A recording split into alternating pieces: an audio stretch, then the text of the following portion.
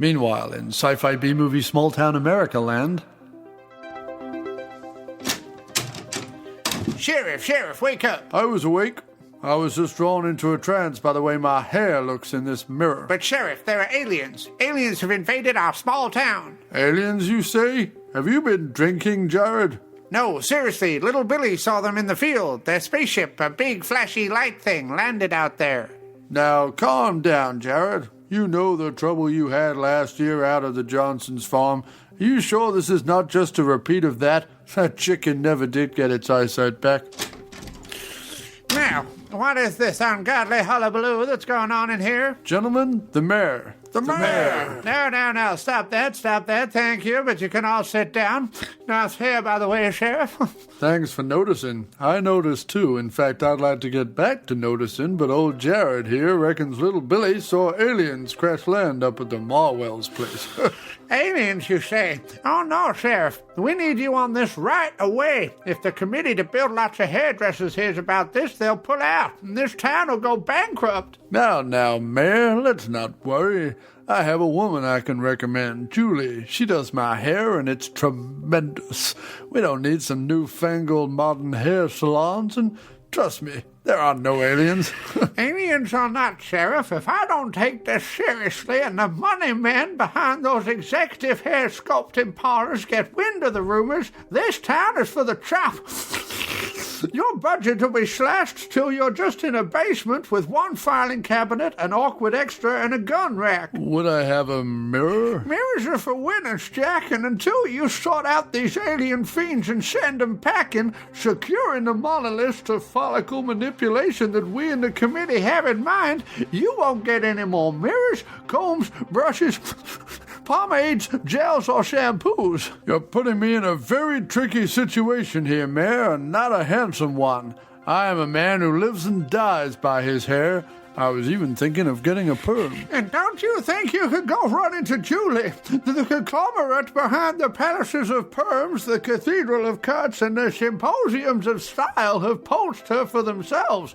You can't let a designer of dreads and a curator of curls like Julie slip through your grasp. Okay, so you give me no choice, Mayor, but I'm telling you, there's no aliens.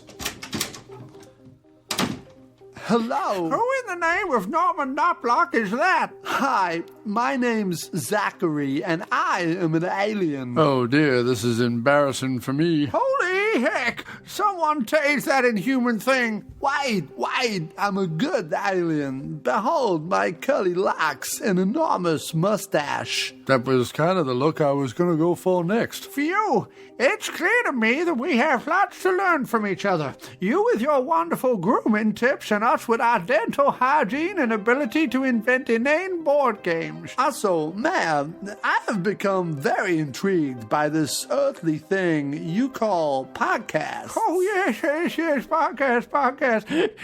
You'll be wanting to listen to the After Movie Diner.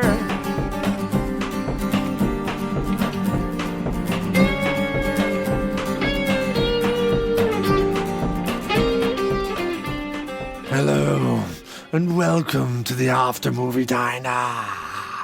And this is the episode you've all been waiting for. Oh yes.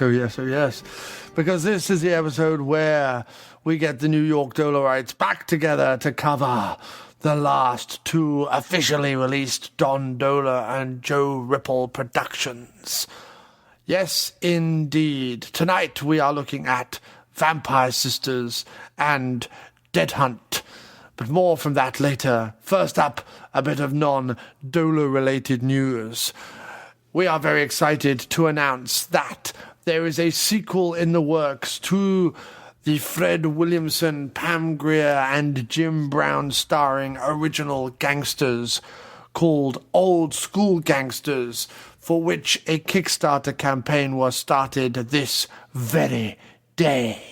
You can get all the information you need about the exciting, action-packed Fred Williamson starring, written and directed by sequel to original gangsters, Old School Gangsters, over at kickassactionnews.blogspot.com.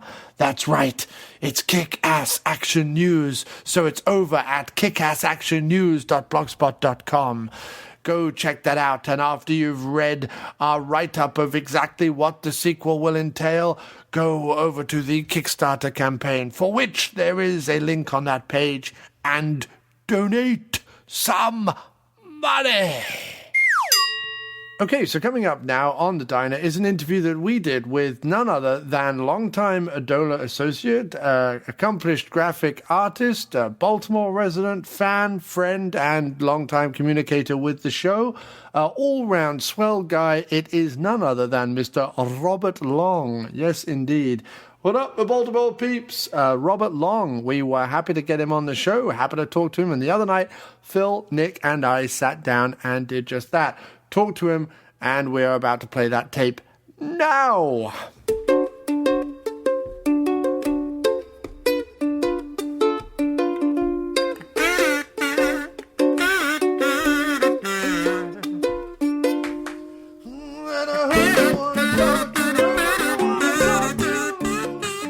All right, dude, I just started recording the call. Can you hear us all right? I can hear you just fine.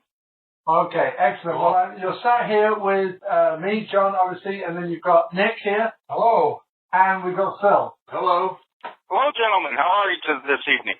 Fantastic. Great. Just finished Dead Hunt. Oh, what'd you think of it? We all loved it. I loved it. Oh, yeah. Yep. Across the board. Yeah, it was really, really good. And I know you're interested, but I think we all dug the score as well. Oh, yeah. Mm-hmm. It's definitely my favorite of the time warp films, and I think at the end there you see that Don and Joe were really starting to be a well-oiled professional machine at that point. Oh yeah, I mean I have to say I think Stakes is still my favorite time warp film, but that's got to do with the fact that Leanna and George get more time in that movie. You know, I mean obviously Leanna's prominent in Dead Hunt, but George just has the cameo. I think George is a kick-ass priest. It's always going to be my favorite of the time warps.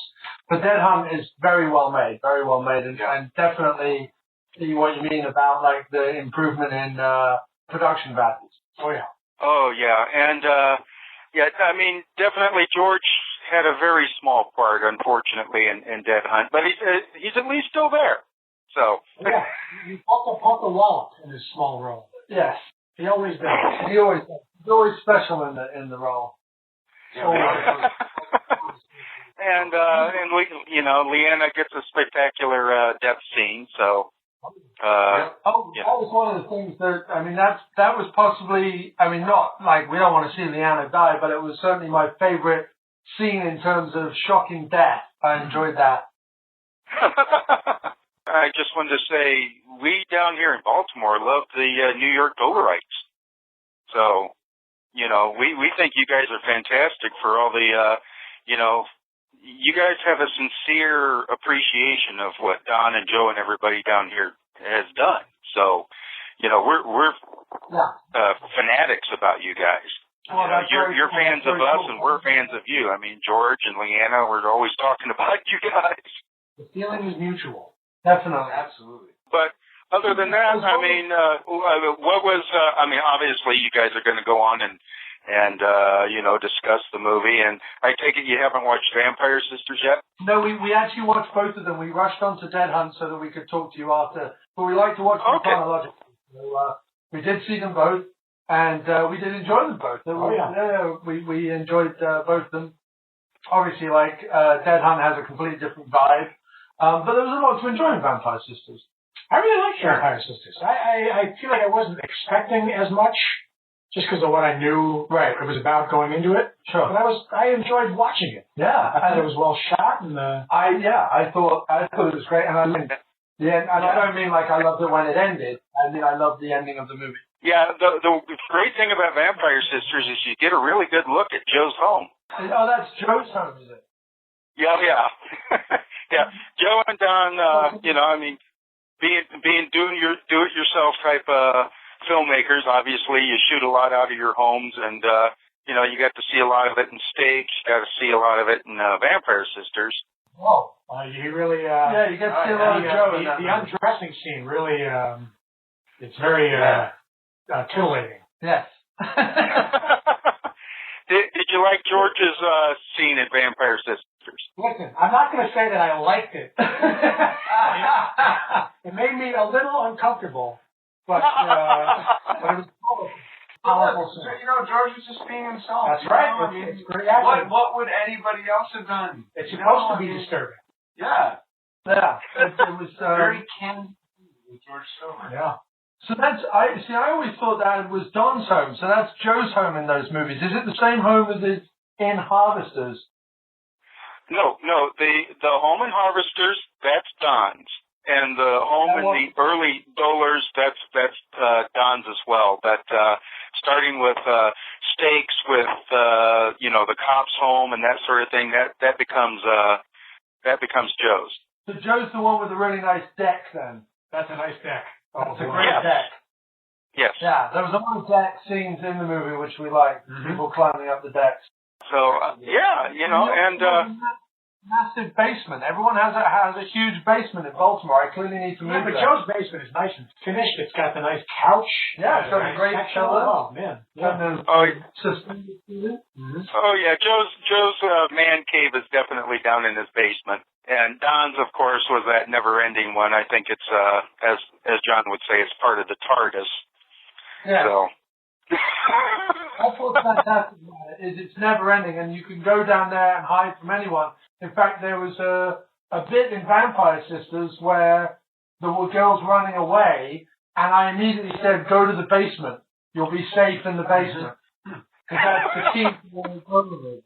And had she stayed in the basement, she would have been fine. But she had to get all curious and that's when the shit really hit the fan, I think. Yeah, well... And then you have James Waltz, I think that's his name, his 7-minute tour of the abode. So yeah, yeah, Don is known for his walking scenes. So it started off with a nice deck walk. He's checking out the deck. Yeah. And I'm going to have to bring goggles or something when I come to Baltimore because there's more dry ice in that town than any other place I've ever seen on film. There was Vampire Sisters was like thick with dry ice. It was fantastic. But you're safe if you hug the fir trees. That's what you need to do is the hugging of the fir trees. Oh, yeah. Right. Oh gosh. It's fantastic. We seriously did it. We had a great time. Well, now, I do have to get to work pretty soon, but I'll leave you guys with this. Now, in respect to Death Hunt, obviously most of those people were probably very new to you as far as the actors were concerned. In Death Hunt, the only people we knew was Joe, Leanna, and then obviously just from the documentary, Sarah Cole. Right. Because she's one of the people who does the commentary on the Blood, Boobs, and Peace. She talks about being hired in the movie there. I didn't realize she was going to have such a big role, actually. I was quite surprised she was the final girl. Oh, yeah, and she turned out to be quite the actress. She's pretty good in it. Oh, yeah, she's great. And then, obviously, Justin Timpane, he makes movies now, right? Yes, he's the Mr. Ninjas versus whatever. Yeah, ninjas versus zombies, ninjas versus vampires, ninjas versus monsters. So yeah, it's kind of a trilogy that works together. They were quite successful, weren't they? They were quite big. I'd heard of them, I think. Yes. They're doing well. They're getting ready to release that last one, which is the monsters. But anybody is in those. I mean, you'll see guest shots of Joe and George and Leanna and everybody else in there. And now that we've done all the Dohlers, I've already bought Swarm at the Snakehead. I already picked that up. I picked up all of the Chris Lamartina movies that are available on Amazon, so I bought all of those. So Timpane's work will be the next ones we watch. I mean, we'll have to really pick those up, and we'll spread our wings in terms of Baltimore filmmaking and find some other great stuff, I'm sure. Oh, and thank you for sending. We'll have to do this as well as part of another La Martina podcast. But thank you for sending us the Halloween special. Can't wait to watch that as well. Oh, I hope you guys enjoy it. It is a found footage film, and it's probably the most successful thing in recent years that has come out of Baltimore. So we're pretty proud of Chris LaMartina and Jimmy George for that. So, I got a write-up in New York Times and all that jazz. Yeah, that's fantastic. We love, I don't think we saw it, but we loved the Witch's Brew President's Day Big time. double bill. That was fantastic. Oh yeah, I especially loved President's Day because, of course, it's a whodunit slasher, which is my genre. But yeah, they've really done a great job around here, and they've got that new one, Call Girl of Cthulhu, coming out. Wow. But so I'm kind of sorry that it's the last of the Dohlers for you guys. I mean, Don, we wish that he was around for years and years, just continuing to do this. Yeah, it's sort of bittersweet for us as well. I mean, obviously, when we do eventually get down there, we'll want to see what there is of Crawler, but it's coming along. Yeah, I know. I've been saying that for years. I feel like we were kind of saving these last two because we knew they were the last ones. Yeah, we've been saving them for a while. Yeah, they've been sat on my shelf, and I'm like, we've got to tear off that Band-Aid. Right.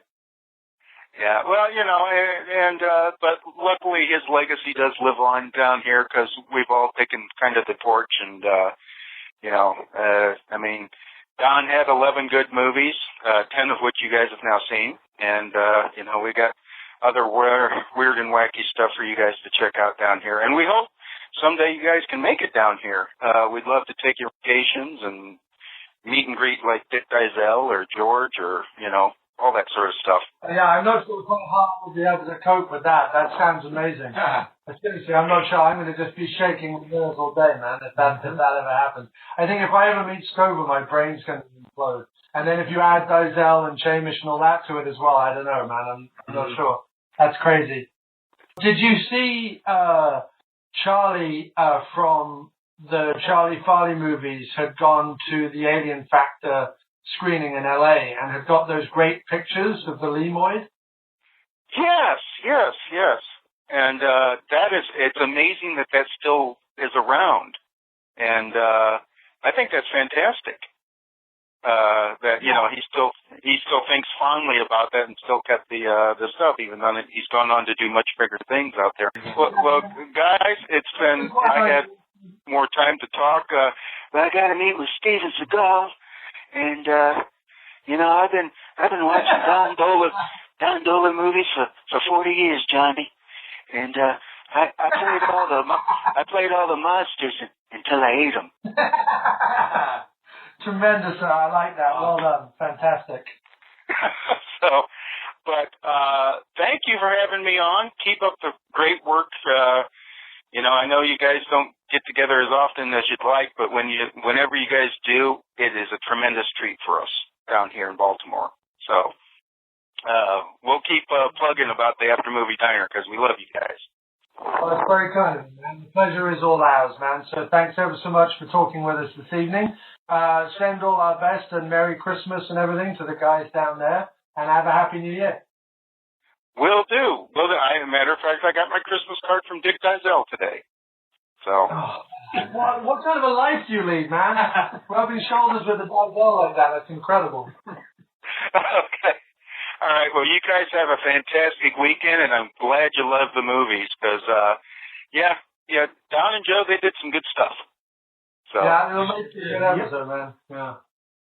Okay. Well, you guys have a wonderful holiday season. I'll talk to you later. Hi, man. Take care. Okay. Take care. Bye-bye. Hi, I'm John Cross. You may know me from the internet. Then again, you may not. I've been asked by the incomparable Mo Porn from that famous podcasting institution, Drunk on VHS, to say a few words in promotion of his show and drunkonvhs.com, as it's coming back to the internet and we're all really thrilled. I'm not quite sure why Mo couldn't do it himself, but there it is. It's not like I was busy or anything. In fact, I lie around my apartment in just my Power Ranger underpants waiting for his lordship Mo Porn to set me a task that only ultimately benefits him. Clearly he had other far more pressing matters to attend to. Maybe he was doing a series of pictograms depicting his favourite bacon-based stains. Who knows? It's Mo. He can be cataloguing the number of appearances of a dwarf's nipple from a black and white underground abuse movie of the 1960s. He can be lining up his Burt Reynolds video covers in order of ludicrous facial poses and wig status. Clearly it's much easier if I stop everything I'm doing, audiobooks, interviewing Robert Davi, performing acts of pleasure on a photograph of Mayim Bialik, the actress from Blossom, to tell you all that Drunk on VHS is back. Follow Drunk on VHS on Facebook, Twitter, and read articles and listen to brand new shows every week on drunkonvhs.com. Now leave me alone, Mo. Well, unless you need me to guest, in which case I'm your man.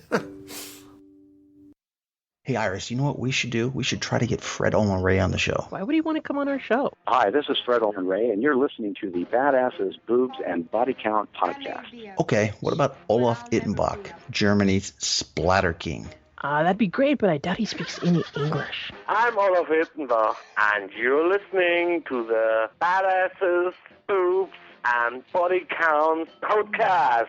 What about the director of Blood-Sucking Freaks, Joel M. Reed? Isn't he dead? This is Joel M. Reed, and you're listening to Badass Boobs and Body Counts podcast. No, Iris, he's not. Hello, I'm Mike, host to the Badasses, Boobs, and Body Counts podcast. And I'm Iris, co-host of the Badasses, Boobs, and Body Counts podcast. Every week in Iris discuss lesser-known action, exploitation, and horror cult cinema. Mike and I discuss films like The Black Godfather, The Beast That Killed Women, and Biozombie, to name just a few. And every now and then we get to speak with the people behind all the films we love to talk about. Okay, how about this, Mike? Let's get Andy Sedaris on the show and talk girls, guns, and G-strings. Yeah, Iris, he's actually really dead, but we did manage to talk to his wife, Arlene, way back in episode 20. Well, I suppose that's the next best thing. Yeah, I suppose so. So the Badasses, Boobs, and Body Counts podcast can be found on iTunes, on Stitcher Smart Radio, and on SoundCloud. Just search for the BB&BC podcast to start listening today. You can also visit the show's website at badassesboobsandbodycounts.com. Okay, Iris, did you keep track of the boob and body counts on the film we're discussing next week? No, I thought you were doing that this week. No, I've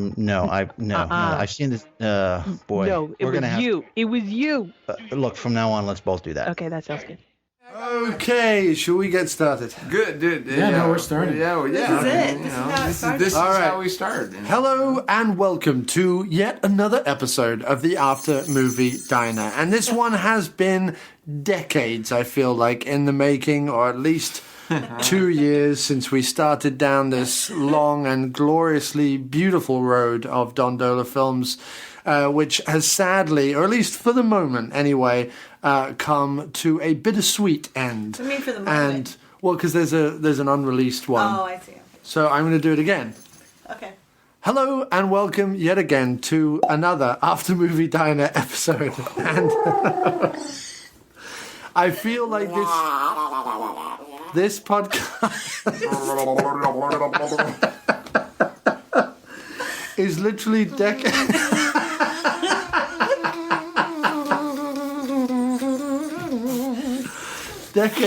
the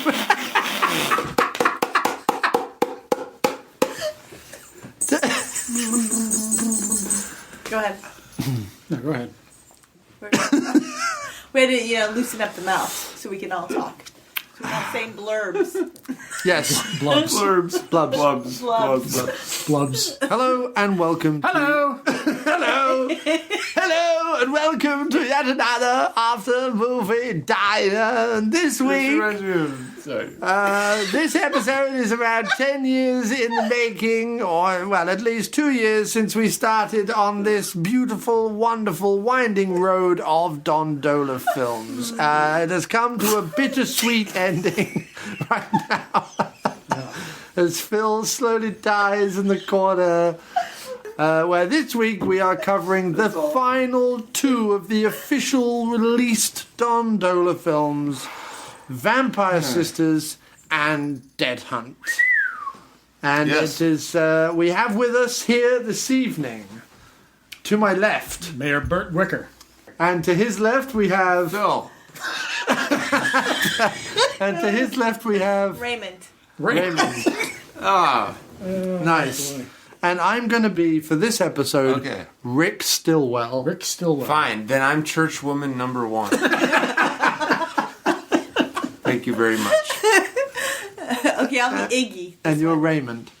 No, yeah, I want to be Raymond. You're going to be Raymond. Okay, excellent. So we're going to start off with 2004's Vampire Sisters. And why don't we start, Nick? Do you want to kind of drill the plot into some kind of shape for us? I don't know if that's possible, but you got 3 vampire sisters. Very shapely, right? Yeah, well, they have shapes. Yes. They have a website that they use to lure.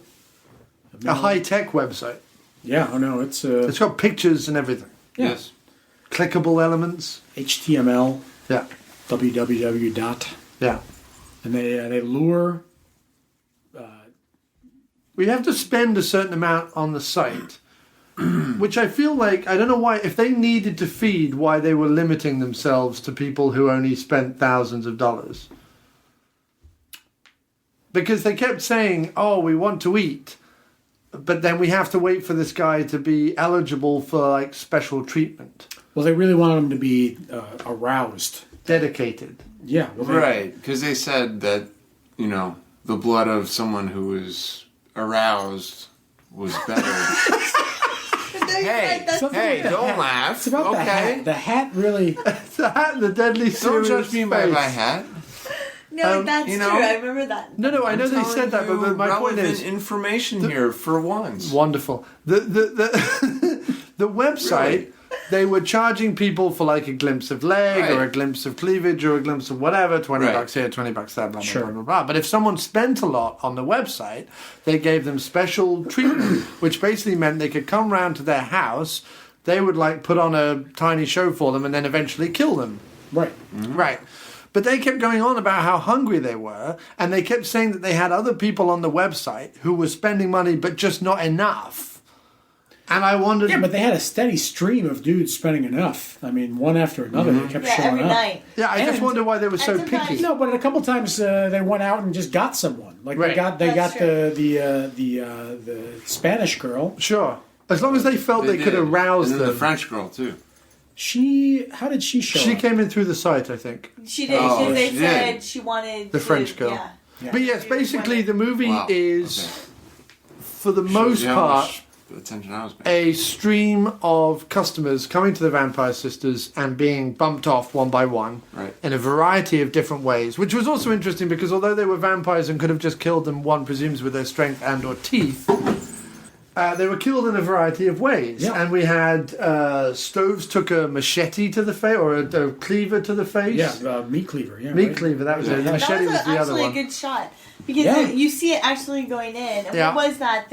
Half his head was... No, they just have a cleaver with a gap cut out of it. Oh, okay. Because I thought that was actually a very cool effect. It was very cool. And we always flinched when that guy got it in between the legs. With the meat cleaver. That was horrible. That was the first horrific one where we're I'll like, tell you, this was the most disturbing That was movie. like an There were ice some pick. scenes that just made me... I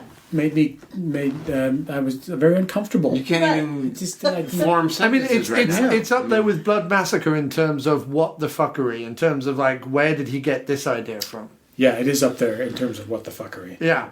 I felt that, and I thought that there was lots of gory kills. That was the other thing. So the vampires didn't just like bite them. I mean, they drained them once they were dead, but they brought a meat hook up into a guy's groin, which was just unbearable to watch. Right. Then there was the Joe Ripple got drilled through both eyes. Both eyes. Yeah, sure.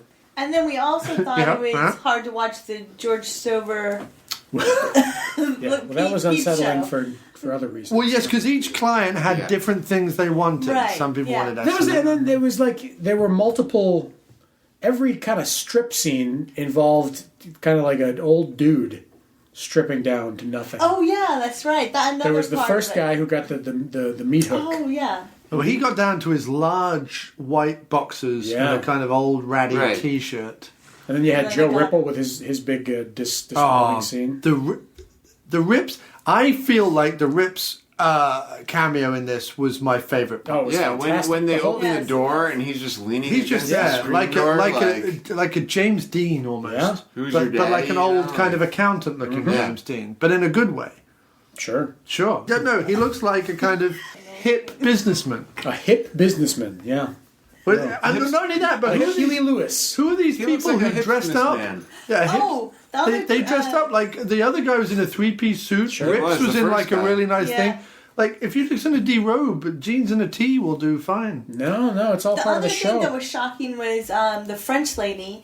When the one girl, we think that she's just under the cover somewhere. Oh. Next thing we know, she's standing like 10 feet back That was with this disturbing, long yeah. green tongue. Like snake-like tongue. Yeah, that was. And then I out guess of it nowhere. killed her like that. Because I Yeah, couldn't well, tell that's she's what dying happens. or having an orgasm. And then it looked like she died. You know, sometimes the Maybe a line little is bit so both. thin. You just don't know. Do you want to tell us what that's It's like like? Phil? Hellraiser. Oh, I know all about that. You think Boy. your life's just going to end, and then Oh my you know, god. Yeah. And then it doesn't. And then it you're still there. Then you wake up the It's next just morning pure and- euphoria. to the smell of ground coffee and farts. So no, it was like, so there were Indeed. some slow bits. Yeah. Then interspersed with some bits were like, whoa, you know, and it would like wake you up again kind of. Yeah. Well, I think Jolt because you into. because the premise was, to be fair, set up at the beginning and not really expanded much upon. Yeah, That's fair it to didn't say. have the trademark Dohler plot twists. It didn't have like the in-depth. triple layers. They normally have multiple storylines going on. But and I different think character the things. pacing of the movie was pretty. Oh no, interesting. the pacing was great, but what I mean is because it didn't expand upon the storyline, what they did do was expand with each death. That was going to be the point that I made. They explored different ways to off people. They brought the elements in of sex and violence, which they, in order to sell the movies by the 2000s, they had to include. While obviously there was a lot more exploitation in this, I enjoyed the fact that it wasn't just, and now here's a 5-minute sex scene. They did stuff with it that was different. They had the shocking ending of the woman-on-woman bit. They had Ripple on the couch Ripple with on the the whole couch. bit. That was fantastic. Now They I had, know why they call him Joe Ripple. yeah. Oh, boy, do we ever. And with the eyes and the whole bit. I thought, considering the fairly small premise, they did a good job for 80 minutes I couldn't agree more. expanding on it. Yep. Well, there were a few times though I didn't know what was going on, like the guy with the leather jacket. How he was, because I wasn't sure if he was just a peeping Tom or Oh, what, the extra like from what, Greece. Well, yeah. He what wandered in attracted from the him to high him. school And then finally performance you of Danny realized he was Zuko. looking for his brother that disappeared. Right. But And his maybe car if we knew greased that ahead lightning. of time, I don't know, because that went on a little long before we figured out what his deal was. But that Yeah, was there nice. were a lot of great deck shots in that. Yeah. You got to see the deck multiple You got times. to love know that the deck, house man. That deck- inside out. It was like the side the area of the whole house Yeah. with On the a deck. staircase up the middle. It was dissecting ornate. it into- yeah. Yeah. You could And have a vast. whole party on that They have a deck. grill out there and Yeah. everything. I would like to know just how big Recliner. that house was. Phil wants to know the square footage. Raymond came in at one point and said, like, how many floors does this house have? And it would, I think about 18 floors, I think we counted in the end. There was multiple floors. Especially when the Hispanic girl kept running. Oh, she back. was I all couldn't over the make- place. I couldn't. Well, we didn't know if she was the Hispanic or basement. German. There was some debate Oh, there. well, I Phil has trouble with that. I could have sworn, right. They're very similar. They're both romantic. I live in New York languages. City, yet I think everybody Especially when speaks Phil's German. involved. Yeah. Everything gets romantic. Everything gets romantic. Yeah. He's the only person who's... I was dropped as a young child. Yeah. He's the only person who's lived You in were a also Hispanic-speaking, like a Spanish-speaking country, right? Or Portuguese-speaking country. Yeah. Yeah, same thing. I It said all Hispanic sounded to the begin with, same. but I'm just saying you're the only one who's lived in a South American country. I have. For tax purposes, we're not going to reveal which one. I can't take the hat. It's the jingle. And yet you swore she spoke German at one point. No, but to be fair, The way she Portuguese said is kind of one a mix word. between French and Spanish. So she could have been Portuguese now. I wish we'd asked Robert this I'm so question. We just had confused. Robert on the phone and She we didn't may have ask been him. the girl from Ipanema. She could have been the girl Oh. from Ipanema.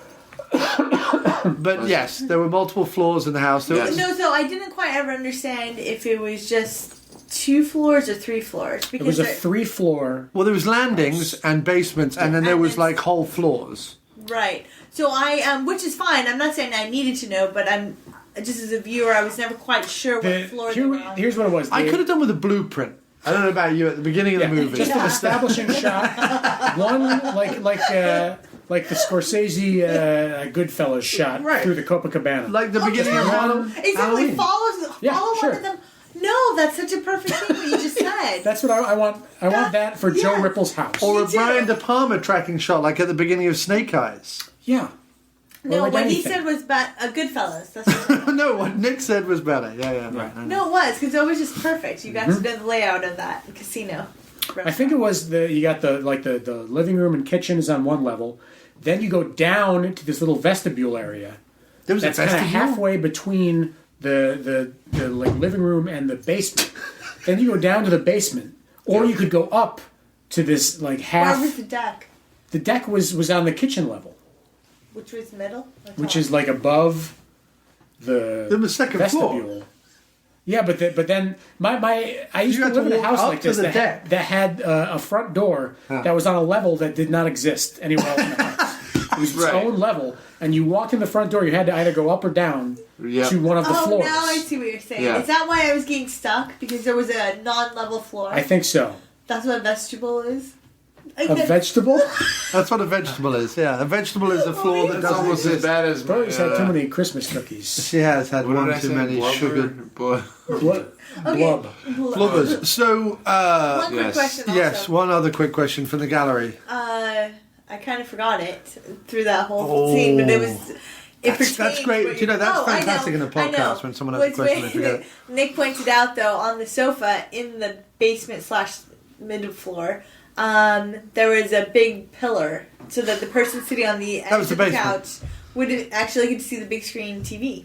Right. Because there would be the column. Yep. Yeah. Right. And we were just thinking, would they draw straws? I mean, who would have the unlucky seat? But We talked a bit about the deaths. Let's talk about some of the performances, shall we? I'd love to. Okay, Yes. so the 3 main women in the movie were Darla Albornoz. I'm sorry if I mispronounced that. She was my favorite. Sorry, Yeah. she what? Had Is that nothing Darla to do Albornoz. I'll say it like you said. had nothing to do with her looks. What? Easy, Phil. That she was my favorite because she was like, as an actress, she was like, she had a Mid-Atlantic accent, which a Milanki. Mid-Atlantic. See, it's like a Milanki accent. Look, That's a anytime, Is that like the Twin City with Milwaukee? No, What is a but like, what Milanki was the Beware of the River Beast? Mid-Atlantic. Okay. Beware of the River Beast, right? That movie. Don't Let the River Beast Get You. By Thank you. Charlie and Farley. Anyway, I am afraid of the river beast. yes, the River Beast is my best friend. Whatever. Right. Christmas on the River That's with the the one River where Beast. like the old officer was that older dude from New Hampshire, right? That had like a. You mean his dad? You mean Edo Hootkins? Thank you. Yes. Right, the guy who. Anyway, was, this like had the thickest New England accent you could imagine, Right. And was awesome. Yes, And I he mean, was. Yeah. That's why I liked. Darla Albornoz. Right, Darla. Yeah. Yeah, classic. She had the accent, and she was also like. She played Dawn. Like I could have seen her in Blurb. Right. Blood. You know.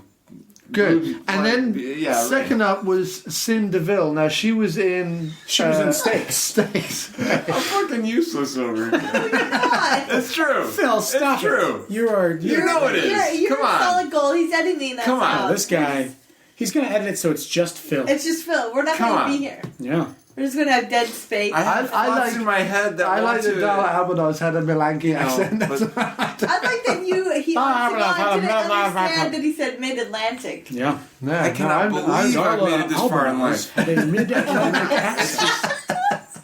I cannot fathom how this is happening. So Cin DeVille, what did you think of her, Phil? She was cool. She was the one in Steaks, the shorter one with the larger, faker chest. No, she was good still. Yeah. Yeah, she had her role really expanded from Steaks. She got a lot more screen time. Yeah, she had a lot more tongue. Yeah, that was just in inches. and feet. I think that the trio worked really well together. Actually, now that height, while I may have talking about height, what about the third one of our triptych of evil? Sure, which was played by Jeannie Michelle Jameson. Yep, she had some. I may have had a favorite, but they worked well together as a triptych. Yeah. Like Peter, Paul, and Mary. But what about the height of Jeannie? Jeannie's height. Phil, what about her height? She was pretty tall. You commented on it throughout the movie. Did I? I thought Nick did actually. I think we all did. Okay. Yeah. In our own way. Okay. Did you like them or not at all, I like the Raymond? Leanna character. You like Leanna's character? Yeah. Oh, well, yeah. Well, we haven't mentioned about that subplot, have we, to be fair? No, the cops. The cops. No. Let's bring that up now, because that's got Leanna in it, and this is her main role in the movie. So let's talk about that for a bit. Good. So there was two vice cops. One of them was Mark Lassise, played Detective Sonny Renko. Mm-hmm. Mark and Leanna played Vice Squad cops. Vice Squad cops. Who were investigating. We're all They were this is investigating. dumb. They were the only ones that suspected something or something to that effect, and so they planned a sting on. Oh, see, I'm making sense now. Yeah. They planned a sting on the vampire site. With they had to get themselves. They had to get themselves in there somehow, which meant that they had to go through the website. Which means you had to keep spending money on the website. Yes, indeed. Right, To be so they invited. wasted I'm still not convinced that they tons of weren't, taxpayers' money. They sure did. Yeah. On a website when they could have just gone, are you luring people to have... Or they could have staked out the place and watched them lure people in. Oh, and that was mentioned. In fact, they go out to the movie and watch State. Good point, Raymond. No, yes, tell us all about that. What did they do? Well, when I forgot the DeVille one went and got the Hispanic/German girl for her own tasty treat. She came home to share it with the other two girls, and then she's like, "Oh, they left her a note saying we went out to see." No. DeVille went out to the movie. It was Jeannie who stayed home. It was the tall one. Yeah. But you're right. So she. So DeVille and Well, Dohler. the tall one. No. The tall one stayed home, but DeVille and Dohler went out to the movies and they went out and saw Sting. And they saw Sting. So Yes. they made a reference to. And earlier in the movie, she was reading your book. Yeah, B-Movie Horrors. Yeah. Yep. Which is a great book. Everyone should check it out. My favourite thing, though, because there was one point where the vampire was reading Jeannie was reading a book on the joy of sex or something to do Joy with of cooking. Was it Joy of Cooking? The Joy of Cooking. Yeah, that's a famous book. So it's the Joy of Sex. Yes. The Joy of Sex but is a she famous was book. clearly reading The Joy of Cooking. That's what she was It was I couldn't see cooking. I could just see Joy. Of joy. Cooking. Oh, yeah, okay. yeah. It's the white book with the red font. So there was a Thick point in the book. movie where she was reading The Joy of Cooking, but then later on in the movie she was reading a book on vampires, which I didn't understand because she was a vampire. Yeah. Oh yeah, there is that. I read books on, Italians all the time. John, you probably read books on podcasting. You know what I mean? It's just kind of like... No, I don't know. It's just what you, Can't you tell It's from the kinda- show? But that's what I mean. You know what I mean? It's like in a But that's what I mean. I'm trying to tell you. If you were in a movie, you'd be reading a book on podcasting. making a podcast about Italians. Yeah. Okay. What about the box of chocolates, though? Huh? Oh, Stover brought back round a box of Russell Stover chocolates. Yes. Very nice. Little And then plugs there right was, there. but they also put in they were true vampires. They could go out in the daylight. Right. When the missionaries or whoever knocked on their door, they had a Bible, and she actually turned around. That was another That was Mitch Klein. Oh, okay. Who does the special effects and also did the music for this film. I guess at the end they had a list of all the songs from the movie. No, that's who produced it, but Mitch Klein definitely... No, but they had the composer of each song. It was different for each one. You're talking about Bjorn No, I mean, Lynn. each one had a different composer. I don't think so. It did. Check it. Go back and check It was all Bjorn Lynn, I think. No, there were a lot of different ones. It makes sense. Joe Ripple did he composed the last Unless one. there were specific songs that were used, which were written by the people listed at the end, but otherwise the whole soundtrack was done. That's what it says. But then if you look at the end, there were 5 or 6 songs, each that had a different composer. Each one had a different composer. Well, maybe Mitch Klein got them all together. Didn't it all sound a little different? There were a lot of different themes. Yeah, because we, in fact, I don't think that. I think they just had the same production company. Different composers. Okay. Each one had a different composer. Okay. Check it out. But taking that into consideration, because the only names that I recognized from the actual credits are on here, Mitch Klein and Bjorn Lynn. What was your feeling on the score? I love the music. It was like a full-fledged soundtrack to every kind of Lifetime movie every that scene, exists. every There was mood.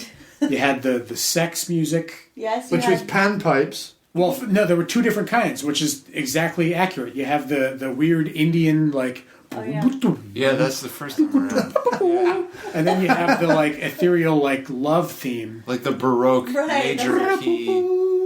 Yeah. Vanilla. And then when the missionaries were knocking on the door, it became the comedic. Yeah, they had the circus there was the funny music. Yeah. Then there was lots of Terminator style music, just rhythmic stuff and exciting scenes. Yeah. No, we really thought if you didn't watch the film and you listened to the soundtrack first, you would know exactly what's happening. You would, but you would also not understand what kind of movie it was. See, I think you would know it. Well, you wouldn't know it was a vampire movie, but you would know. This is dramatic. You think that this is dangerous. A scary this is movie, funny. Or would you think it's a comedy? I would think it was a Lifetime movie. It was. It had sex scenes and funny stuff and action scenes, which it did. Okay. Each scene had the proper music for it, which you don't usually see in movies like this. No, that's true, because usually they have a general theme. Yeah, I mean you can tell it was MIDI. It wasn't like an orchestra or anything. Sure, yeah. But it was perfectly accurate and really well done. And on the Knotblock scale, what do you give it? Well, you can't compare it to Knotblock. It's a totally different vibe. But on the Knotblock scale... I'm not going to rate it on the Knotblock scale. Okay. I'm going to rate it on the I don't know, the standard... How about the Dohler scale? Was this one of the better soundtracks? It was perfect for what the movie was. Okay. It was absolutely perfect. All right. I really enjoyed it. I thought it was well done. It did stand out. Well executed. I will say. Yeah. And... But I also, when we talk about the next film, I also like that one. I like the reverb, which I heard is really a term that they make. What? No. I don't know all the terms. Hey, I mean,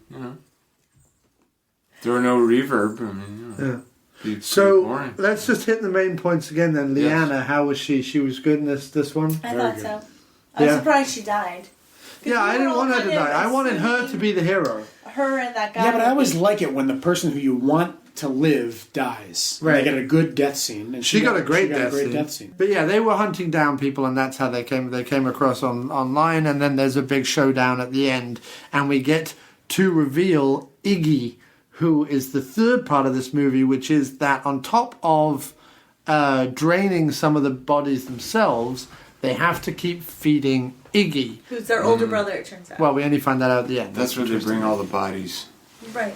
But I actually thought he was horrific, and that would have been a nice continuation. Right. Well, there was plans to make a Vampire Sisters 2, or at least Joe was talking about it on the documentary, but sadly Don's death put a stop to it. But I like that. The most effective scary part, I guess, if you will, of the movie comes at the very end. Packs a punch. Yeah. Well, even the arm, when it first came onto screen, I thought that was the creature's arm, which made it seem really long. Mm-hmm. And I'm like, ooh, this is a real distorted thing. And then he drops it, and you realize that was just something that he was eating. Yeah. I thought that was cool. Oh, no, it's great. I love the end of this. I mean, I said it to Robert. I love the end of this movie. I think it was... So actually, no one survives except Iggy. Iggy was the only one that survived. Mm-hmm. Don't ruin it. Well, we've already ruined it by revealing that Iggy is the brother, because that's the ending of the movie. Because she's like, you might kill us, but you haven't met our brother. And it's Iggy with this huge My hope was that... face of evil. I didn't know Iggy was Iggy because Stover's character got eliminated around the same time that I became aware of someone the in the Iggy character. shed. Yeah. So, in my mind, Stover was in the shed. Trying to come out, yeah. My hope was that Stover had become some abomination and some That's always your hope, yeah. Our hope as hardcore Dohlerites is that we want Stover back in the film. Pretty much. Right, I think that's what it was. I think I have to say in Stover's performance, and we before we go on to Dead Hunt, I've got some notes from George and Leanna themselves about Vampire Sisters that I want to read out. But George's performance is disturbing because his thing, because each client has a different, fetish that they're preying on. His thing is peeking through doorways at pigtails. Girls' prancing. Pigtails. Right. And he was... yeah, look at those pigtails swish bounce up and down for me. Bounce up and down. Hit you like a barrel. Heavy breathing. Right. But he was heavy breathing and sweating in such a way that because you couldn't initially see his hands, it was disturbing that maybe he was doing more than just panting. But then at a certain point, he brought up a handkerchief and bit that instead. So instead of pleasuring himself, chewing on a handkerchief was the way he went. Mm-hmm. It was very disturbing. It was. It was great performing. Yeah. Fantastic acting. Yeah. Maybe it's only because we're so used to, or I know he's been the culprit before, but I like him best when he's like the doctor assistant or the scientific guy. Mm-hmm. Well, he was scientific in this one. So okay, wow, that's freaking cool. Yeah, it is. George Stover said this. He said, "I wish all of you continued success with the show. One thing I remember from Vampire Sisters, which I can't remember if I ever mentioned it before publicly or not, concerns the scene in which I'm looking through the door at the girls." Right. He says, "Unfortunately, they weren't really there when I did that shot. I was reacting to an empty room.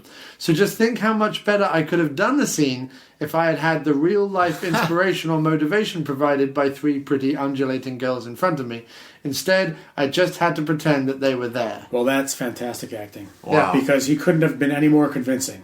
Yeah, I was pretty much. Yeah. I thought he was looking through the door at those girls. Yeah. Yeah. I thought he was looking through the door at me. Well, Leanna then comments on that scene in Vampire Sisters. She says, "George, that is exactly what I was going to say. You were hilarious talking dirty to an empty room. We were trying our best to stifle laughs so it wouldn't get onto the audio. You did fine without inspiration, in inverted commas, George. You were saying things like, reach into daddy's pocket, he's got some candy for you, pull the taffy, swing those pigtails, something like that. That's the line. I may have recorded it on video for the behind the scenes, but I don't think I have time to look for it. George, was there a problem with the axe to your head? Did it not stay there or fit right or something? I could be confusing it with Anne Marie's axe to the head in Dead Hunt, which didn't work well. I'll try to remember something else interesting about the shoots when you're recording the podcast." That's a great Leanna Chamish accent, by the way. Thank you. I do a great Chamish. Not so good George, but a great Chamish. So, wait, now let me just see. Is this about... Yeah, the French Canadian, yeah. That would be about this. Oh, okay, here we go. This is about the girl who came in very sort of shy and unassuming to begin with, kind of gothly dressed, but shy and unassuming. Actually ended up doing the most revealing role in the movie in terms of nudity and physicality. Sure. Mm-hmm. Leanna says, "The French-Canadian actress Isabelle Stevens was very nice. She came all the way down to do the film with cartoonist Rick Trembles, who has done some Dohler-related comics. Here is one. I think he's done more. Google the rest. They are cool." And I'll be putting them up on the website. I'll just get a reaction from you guys if you want to see. Oh my God. Oh yeah. That's Galaxy Invader. I saw that, yeah. Rick Tremble's motion picture Purgatory. That's an awesome cartoon. Galaxy Invader 1985. Yeah.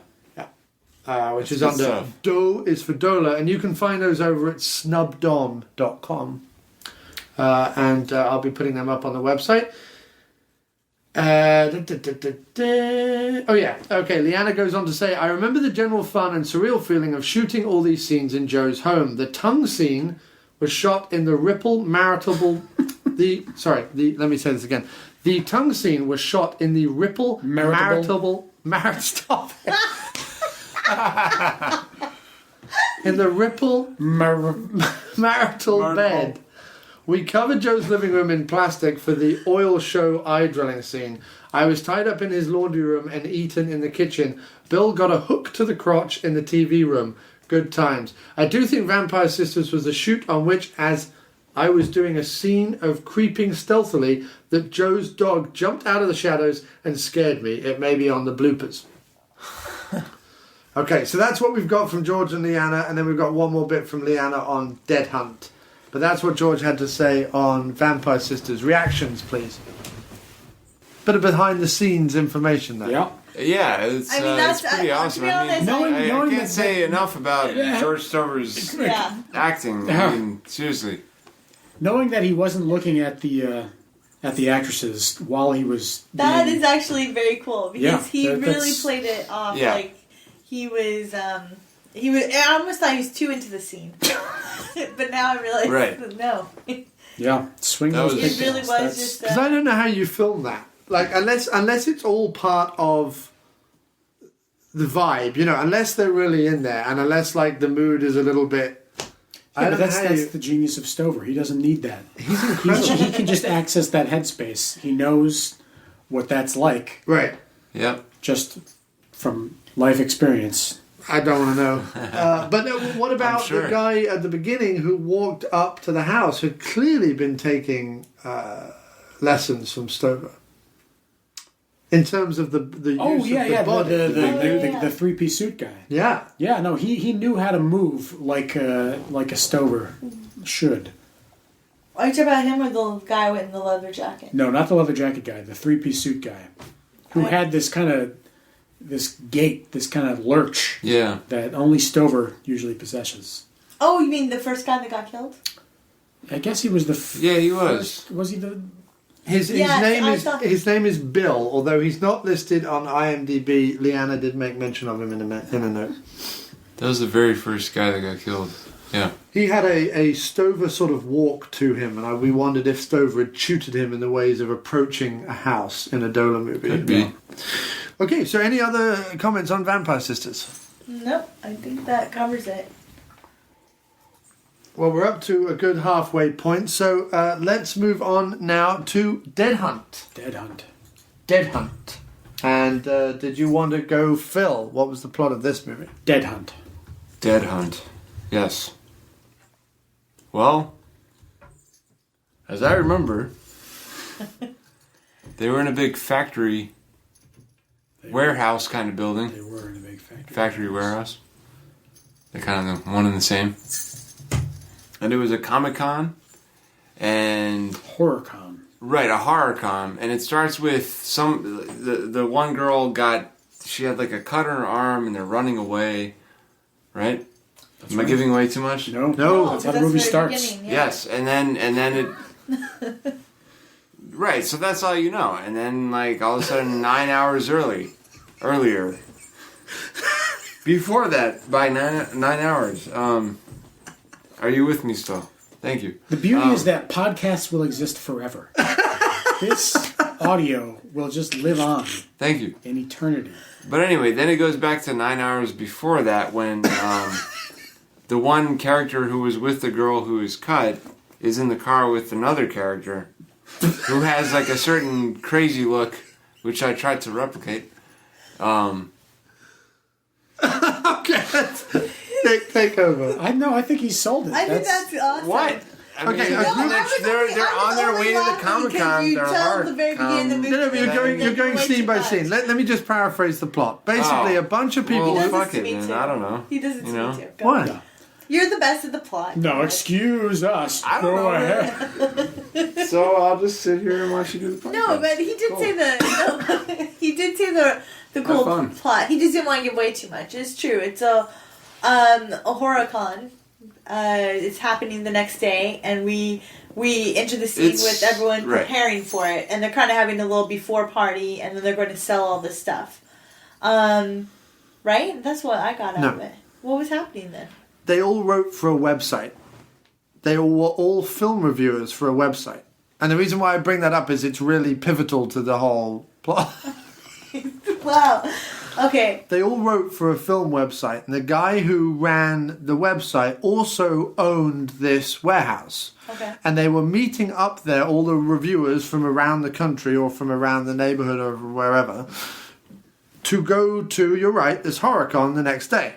But they weren't going to sell anything. I think they were getting in line to like meet people. And, okay. See, I thought they're selling that food, all those food items, like nachos and popcorn and stuff. I don't know if they were catering the HorrorCon. That was just where they happened to own it. Okay. Him and his sister owned that warehouse. All right, let's start over. Okay, so the plot, that makes sense now. I knew that they... I thought they were selling those items in the warehouse. People are getting killed, and on the bodies are left notes. Right. And the notes allude to comments made on the website. Which is why they're all there. Right. That's what unifies them, and that's why they're being killed. But they're having a pre-party. They're having a pre-party, right. To meet the next day, because they're going to go to the hotel, and they're going to go to bed, and the whole thing. Sure. Right. But they can't leave the warehouse. Because there's the doors become electrified. Yeah, the bad guy, so the killer. They're trapped in the warehouse, and one by one getting picked off. And thus, we have the plot established. Yes. Right, and so there's a hooded killer. He's got a really cool like ninja look to him with red eye makeup. Yeah. And a kind of vicious-looking curved knife. Yeah, solid knife. And as the audience, so as the characters in the film are trying to figure out who is the one killer amongst them, so is the audience. Right, exactly. It's a whodunit. There's a whodunit element. Yeah. And immediately couples are forming. So you get like the two guys who Phil was mentioning were driving to the con. They were, or considered themselves, like lead reviewers on the site. And that was, I believe, John Patrick Barry as Blake Witchhunter Proctor and Dennis Hill as Sean Slamdance Hammond. And I think I'm right in saying, let me just see, that Dennis Hill's gone on to have a... Wow, he was in The Wire. He was good. I was going to mention that. He's in Lie to Me. He's in CSI, American Horror Story. I was going to say to everyone after the film. By everyone, I mean listeners. Though I did want to mention that I thought his acting was one of the best. No, he's great. Yeah, I thought his was the most natural, and the acting in this movie across the board was great. I would agree with that. So. Familiar faces in the crowd. You get Joe Ripple, as we learn in Blood, Boobs, and Beast. For a movie. The movie is called Blubs, Blubs, and Blubs. As we learn in Blubs, Blob. As we learn in the movie, the three Blubs, Boobs, and Blibs.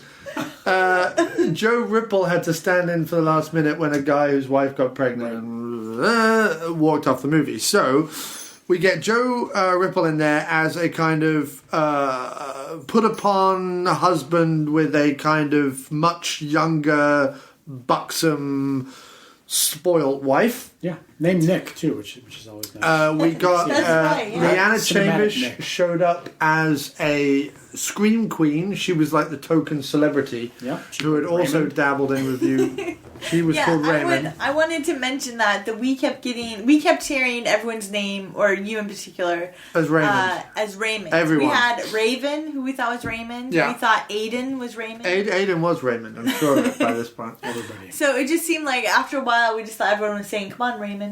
But everyone, and then not even that, but the African American woman, Rip, at the beginning, who said, "My name's R.I.P. Rip," her name was Rachel, which sounds a bit like Raymond. So like everyone was Raymond, there was a Raymond theme in the movie. Raymond. Dead Hunt might as well have been called Raymond, Portrait of a Serial Killer. But you've got you've got Leanna Chamish, and then you've got Justin Timpane, who's gone on to do a series of ninja films, become well-known director in the Baltimore area. And who else did we have that was recognizable? Stover showed up for a very brief cameo. Yep. His briefest we saw cameo, that in Blood, Boobs, and Beast. We saw the behind the scenes. But I thought that entrance was going to herald so much more. Yeah. No, you could tell that it was a cameo. It was a bit part. But he got his death scene. Yeah. And then he got something else at the end. He got a little I always like it when they show the respect. Oh, to the we big, didn't mention at when the they end were of like- Vampire Sisters. We missed mentioning the big finale of Vampire Sisters, where he's doing his teeth and she's dancing in the living room. Yeah, they do a little music video to that soundtrack. We did. Oh yeah, right. That whole thing. Well, that's not like part of the movie itself. But it was insane that it was on there. Yeah, It's probably the best- no, you're right. best thing that has ever happened. To watch the end of a movie like Vampire Sisters, only to have then an extended music video to some Joe Ripple pen dance music. I mean, it teaches you about the dental health. You know? It's important to Dental floss. I mean, hygiene. You know. Floss. Yeah, flossing can be fun. It can, sure. So you get interspersed with the pigtail woman. On that, we did have Dr. Phil commentary throughout the next movie. Throughout Dead Hunt about the various illnesses and injuries. Yeah. And what injury would really cause. But at the end of... So let's just quickly... To the end of Vampire Sisters, there was the pigtail one dancing, Darla, and there was interspersed with George getting ready, doing his teeth, checking his teeth with a mirror, like a dental mirror. Sure. Clipping Shaving. his eyebrows. Clipping his eyebrows, clipping his nasal The hair. flossing, though, was the key. The flossing. Yeah, that was... But he was also like pointing him at himself in the mirror, like, "You got this." The thing is, like, I've kinda seen like- Phil prep for dates like that, and I feel like they're kindred spirits. Like Phil knows. Stover and I. Yeah. I think when Phil and Stover meet, that's going to be one of those things where they'll just go off into a It'll be corner. like Churchill and Roosevelt. Yeah. You know, it'll be just one of those moments. Yeah. That we'll all be glad we lived through. Yeah. I think Phil is the rightful heir to the Stover throne. I think so. If only Phil had ever been in a film. Trimming his beard. Yeah, but Phil is living the lessons of George Stover. Phil, he couldn't pull it off in a movie, but I think he... I will groom my beard, but not... Phil is the physical embodiment of Stover's roles in film. Where the hell's my phone? I like that idea. What? So back to Dead Hunt. Yes. Yeah. So, Dead Hunt. Yes. People in warehouses getting picked off one by one by a ninja killer. It's a slasher whodunit. It also features one of the women who worked on Boobs, Blubs and Flibs. Sarah Cole, she was the lead, it turned out. Basically, her and Dennis Hill were an item. During the beginning of the movie, where they're all meeting up around the carrot sticks and the tzatziki sauce, there was an incredibly tall person who was fantastic. Yeah, Noonan-esque, I'd say. Who I thought originally was possibly the killer. He might be, we don't know. Well, we didn't know. I mean, that's part of what I like. He might have been a killer. He's certainly a suspect. Yeah. Right. This movie, I like this film a lot because you really didn't know what was going on at the beginning, and it moved very slowly. You know what I mean? Can I ask you a question without being facetious? Is that like a lot of movies for you, Phil? No, you cannot ask that question. I'm being totally honest with this movie. I mean, No, we're I all know. trying to figure out who could it be. I was all excited about the mystery. It was very mysterious. It moved slowly. You didn't know what was going on. And you really did want to figure out who Right. did it and choose your person so that you could follow that person. We should point out that Phil is wearing an elf. That's the key to this whole thing that people don't know about. Yeah. Phil, what are you doing? Oh, he's texting his lady. Okay. He's texting his lady. All right. Lady, she's Okay. mine. All right. Brooklyn lady. All right. Who's that? Quiet down now. Girl, I'm coming home tonight. We're gonna podcast together. All right. Okay. Anyway, no, I agree. You're my vampire sister. Do what you gotta do, man. It's cool. Oh, fuck. Come on. Let's finish this up. Dead Hunt. No, I agreed with him. Like, I felt like I wanted to know who the killer was. I was trying to suss it out. The person I first thought was the first to die. So then after that, I was... Yeah, but even when you know who it is, wasn't the killer being nicer to certain people than others? No, there was one person he let live because she hadn't... Oh, we don't want to give that away, do we? It doesn't matter. It's early on in the movie. She doesn't write on the website. Right. She doesn't write for the website. But I'm not saying who it is. Okay, sure. There wasn't another character, though? No. that he let go to. So how about the deaths? Let's go through that. Let's not say who dies, but let's go through the deaths. So we've got a de-gutting is like the first death. We don't see it, but we see the after. That was. Yeah, he'd pulled out and arranged the intestines in a sort of cupboard area. Yeah. Sure. And split open. It was sort of Silence of the Lambsy. Split open the rib cage and the whole bit. The person that was killed swallowed a brick of dynamite and exploded in their gut. That's right. so true. But the rib cage had maintained. Yeah. Right. But there was hilarity ensued from that scene because the guy ran in and was like looking at the corpse, and everyone kept asking, "Is he dead?" Right. And there was but his guts had been pulled out and like nailed around the wall, and his rib cage was split open, and there was blood in it. Yeah, is he dead? And it's like, and he's like, "Are you sure he's still dead?" And it was like, "Yeah, he's definitely." And then dead. I remember like hearing, "Oh yeah, he's dead. You don't think he's dead?" Right. Yeah. Right. It's like And then we got Death by Electrocution. That was great. That was actually another one I liked. Yeah, because Mitch Klein, that. special effects. Like the person that happened to, I agreed with that character. I was like, yeah, just get out of there. Why would you want to figure out who's killing what? Just get out of there. Yep. And then the electrocution. Yeah, which was, I have to say, if you've got one location for your movie and you've got to keep everyone there, the whole electrocuting doors thing... It works, yeah. It was good. I mean, I don't know how sound the science is with the whole little click button thing. You can turn it on and off, but... no, that's how it works. Is that how it works? Yeah. Good, I'm glad to I know. can vouch for that. John had me electrify these doors before, Perfect. I'm not going anywhere. So what else did we have? We had Leanna's death was phenomenal. I also liked when the funny part for me was when they were in the office and they're like, let's email for help. And then they do this, please help me, please help me in this giant font. Yeah. And then someone else, and then the killer wrote back, nice try. Throwback to a simpler time. Yeah, the killer was always communicating via the instant messages or whatever. Well, this came out, this was filmed probably around 2006. Right. But roughly when Baltimore got the internet. Yeah. But it led me to wonder, like, if you were to email for help, could you email the police? Is there a 911 email? Oh, that's a good question. Is there a 911 email?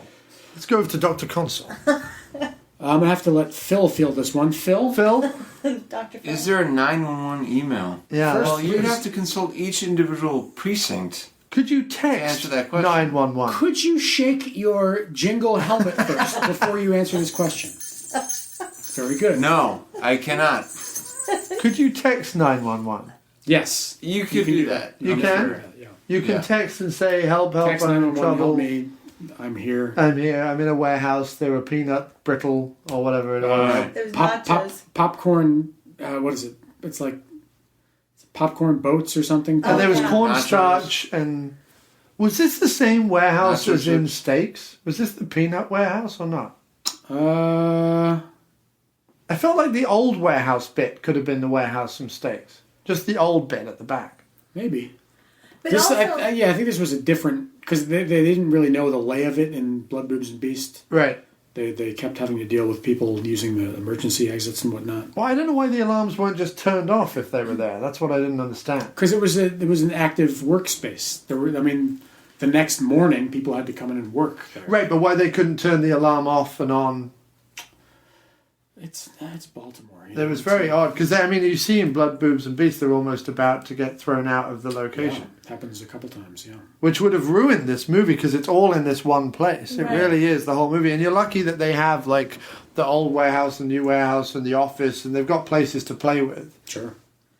But the other thing is, if you were on the internet to send an email, wouldn't it just be easier to be on the internet to reach a police station? Well, that was the thing. They could IM with each other, but they couldn't send out emails. It was internal, so the intranet was working, but the internet wasn't. Oh, and I remember when that was different. I don't think they have that anymore, do they? Yeah, some businesses still do. Sure they do. Like Best Buy have an internal, so Best Buy can email other stores without it being. Not the worldwide one. Yeah. That I would like to see, a slasher at Best Buy. They slash the prices and the customer. Nice. Oh. Well, they've done that in Supermarket in Night Crew, which became Intruder.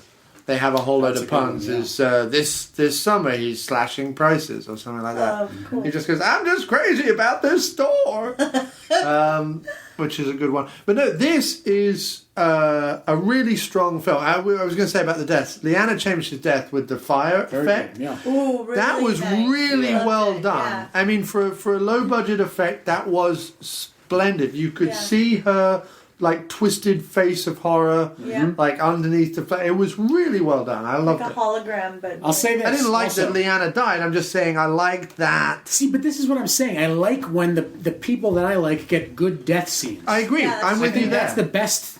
I like Better that than them living in the end is that they get their death scene. And even though Stover in the movie was just a security guard, wasn't even part He still of. gets a big. He got a send-off. big, like with the candles and the thing. And okay, I'll say this. Why did he kill Stover? Because Stover didn't write for the magazine or the website, rather. Well, but he was going to a let them threat to out. the whole scenario. Because he was Well, on so was the other person, but he let them go. not Well, listen. all the way through. Here's what I'm going to say though. Joe Ripple. I don't want to say what happens to him, but he has a scene in this movie. He is incredible in That this is film, and I'm not even kidding. fantastic. It's very powerful. It's like a tour de force. It's Brando-esque, as I said when I was watching. But not. I mean, like kind of sarcastically, but not really sarcastic. No. I mean, really good. What I meant was, I thought is so too. Actually, I thought he was really good. Joe's scene that we're talking about is honestly one of the best bits of this film. It's one of the best moments of acting in any Dohler movie, I would say. Yes, it was really good. It was really good. Like I loved it. And I don't want to say what happens, but no, it was great. But check it out, and you Powerful will know. moment. It was a real powerful moment, and I liked once the killer was revealed. I liked the character he had chosen to be. Yeah, the acting in this one was fantastic. It was across the board. I thought it was really across good. the board. Yeah, the whole board. Of course, you had the whole situation where they all went into the office, and had they just stayed in the office. Yeah, but that happens. It could have been fine, but but then You can't just be like, just stood there. No, but the only thing I didn't understand is why did Raven run away? That's what I didn't. She just got freaked out by him quoting. By quoting, yeah, and then he got to say "Quoth the Raven nevermore," which was really very cool. I which like is a that Baltimore thing. There you go. Yep, it is. Bit of Poe right there, sliding him into the Dohler mythology. Very cool if they said "quoth the Raymond." Yeah, if he said "Quoth Raymond," as in like Raymond who runs the local pizza parlor or something. What is it? Joe Ripple's character's Nick? wife. Slash and Burt Oh yeah, what did you Keller. think of her? She's not on who here. is her? She's Oh not no, on she there? is Anne-Marie Barber. Anne-Marie, yeah, Sari or Sorry. That was a Remember, good like, running gag, right? Yeah, it was, and her against. Because of the accent again, because of the Baltimore accent. If you say sorry, did you like that? it sounds like sorry. I liked the interplay between Sari and Raven. How, like how Sari would she Sorry was and kind of Raven? like making fun of the other character, kind of. You know what I mean? Not making fun of, but mocking a little bit. No, it's so true. I'm just saying, it's cool to have that. Like they were both very strong performances. And, Yes. Leanna Chamish a lot more from other movies, so you're gonna root for her. But then you have this other character in there who is like, what are you laughing at? Which is not. It's not what you're saying. What you're saying is fantastic. What you're saying is fantastic around the money, but every so often you'll move your hand and it'll make a little ring, and it's hilarious. Well, yeah. Thank you. Oh, come on. So we can actually. You're taking his power away now. Yeah. No, now his power is complete. Oh yeah, now. See? No, Nick has the power. Yeah. But no, Phil, what you're saying is great. The performances were really good. Right. Just I like that interplay between those two. Like that brought a lot to this film. I was going to say, I'm glad you mentioned her in particular because I also thought, as snooty as she was in the beginning of the film, was like you then come to like her. And the way, her exchange with her husband later on in the film. It makes perfect sense. And you're like, she was a tough chick. So. I liked how they all paired off as well. Yeah. It felt quite natural rather than, it felt, especially with John Patrick Barry and the who was the lady in it? His girlfriend. I don't think she's on the list. Aidan, yeah, Colleen Taylor. And the way that they initially got together, like you understood they'd obviously been chatting on the website, or they were respectful of each other's reviews, and then were looking forward to meeting each other. Maybe there was like a romance. She said, I should have come down this summer or something. Oh, yeah, right. But when they met, they had like genuine chemistry. Like it felt... Although we were laughing a little bit of how the looks he's giving her at first. Kind of sarcastic and like, what are you talking about? But I think the looks now, like with hindsight, I think they were meant to be like, so that's who I've been talking to this whole time. Nice. You know, I think it was meant to be like... You know, raised eyebrow, nodding, suave. No, it was just funny because it was just. He just kept giving her looks, you know. Classic Phil Rowan look. Yeah. No, that just looks like you're trying to squeeze out some unwanted gas. Yeah. Okay. But no, I love that. I love the. I thought that the one setting thing was going to become a problem. Didn't think that at all. I thought it was really good. And now, actually thinking back to it, Vampire Sisters, apart from the odd shot outside, apart from the one spot, the action all takes place in the trees, and the sheriff's office, and the sheriff's office, the lawyer's office, yeah, and the road scene. Oh, that was beautiful. Lots of nice road scenes. The road scene in Vampire Sisters reminded me of some of the nature scenes in Alien Factor. With the long focus. They more reminded me of the car chase scene from Alien Factor 2. Oh, yeah, right. that was great. Fantastic. Yeah. But I mean the long focus. Yeah, you had the branches in front of the camera. You had the pickup truck. The crazy Kenneth Walker music.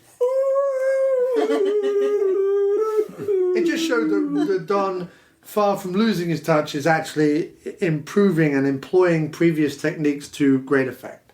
Yes, I would agree with that. And Dead Hunt is on performance, camera, lighting, scripting is, an incredible professional and polished endeavor. Yep, the special effects were really good. Yeah. And it is available online. It is a 2-disc special edition. What is on the second disc? So much. On the first disc, you have Dead Hunt feature presentation, scene selection, audio commentary with Don Dohler and Joe Ripple. Then disc 2 includes behind-the-scenes featurette, deleted scenes and alternate ending, the Dead Hunt trailer, the blooper reel, and a photo stills gallery. The Vampire Sisters, it's maybe like the odder of these two films, right? Right. Yes. It's like slightly odder. But Dead Hunt is something that you would go into a movie theater and watch. Right. It's got video quality to it, okay? But apart from that, the way it's shot, the way it's lit, everything, and the plot of it could quite happily be your run-of-the-mill, not run-of-the-mill, but, could be a good slasher film. Mm-hmm. Yeah, absolutely. But while the Vampire Sisters was a little more odd or whatever, it was still like a very strong... In retrospect, now that I think about it, don't think about the bells. Listen to the words. That's all I can think of. I'm just saying, it's a strong film. That's all. Vampire Sisters, I was not expecting much out of going into, just from what I knew about the plot. Right. Oh, I see. But it surpassed my expectations. I was not bored with it. I was pleased. I was surprised. So, okay. Do we go Time Warp films only, or do we go from the second part of his career? Go Time Warp films only. So we're not including Alien Factor 2 then, which is technically, although it's in the second part of his career, it's not a Time Warp film. Oh, well, no, just the second part of his career. So out of the second part of his career, are we going to rank them? We could do that, yeah. Number one for me is still Stakes. Well, let's go. So you got Alien Factor 2, Stakes. Well, no, Alien Factor 2, Harvesters, Stakes, Vampire Sisters, and Dead Hunt. Okay. Is Harvesters the family out in the... Harvesters was like the Blood Massacre retread with Joe Ripple leading a task family force. out in the boonies and the thieves? Yes. Oh, I think that's my favorite. Harvesters. No, not the Blood Massacre, love. Not the one that we've seen a few times. Harvesters was the remake of that. With the woman criminal. And Leanna Chamish plays George Stover's wife. And George Stover is the evil husband. I don't think I've seen that then. Did you not watch that with us? I don't think so. No, I don't think she did. You didn't watch Stakes either? Ah, okay. So no, you haven't seen Harvesters. Okay. Did I see Harvesters with you guys? I saw Stakes. I'm sorry. What? Yeah, Did you I saw see- Harvesters with us, dude. Yeah. Yeah, okay. You might not have been here for the podcast, though. You might have left. Oh, okay. It was the remake of Blood Massacre. Okay. So then I've only seen, what were the other ones? You've seen Alien Factor 2. Yeah. Okay, then Alien Factor 2. Was your favourite out of the 3 you've seen? Yeah. Okay.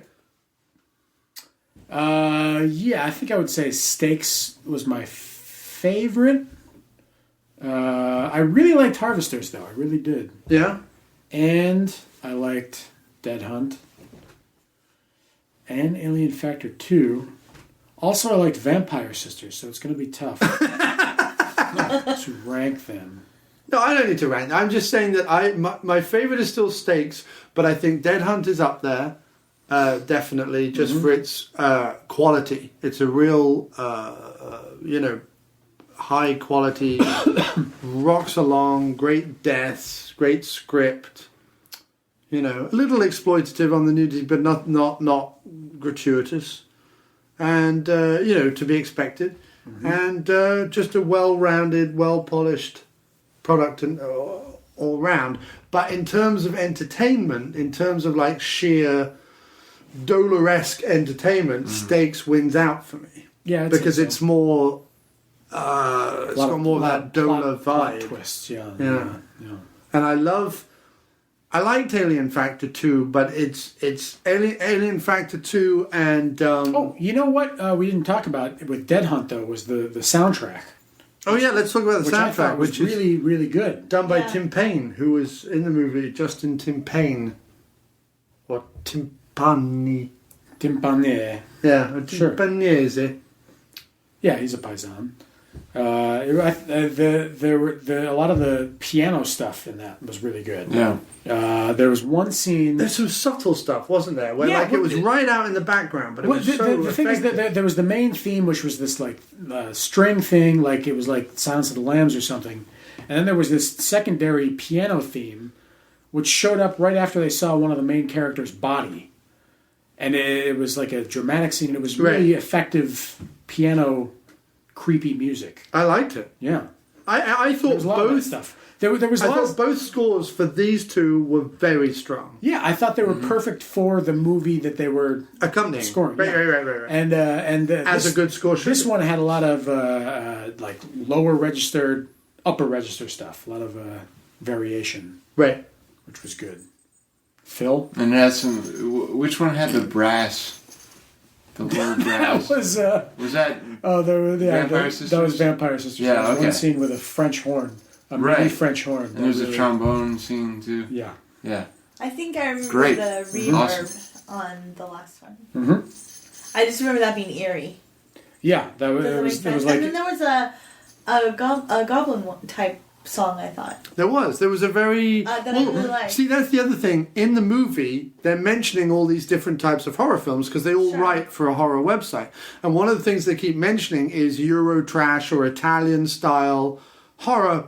There's a whole bit at the end where she says, "Why does he take so seriously?" and blah blah blah blah. Now, that might have been like he might have been consciously trying to do a goblin-esque because it felt type like score. that type of, Yeah.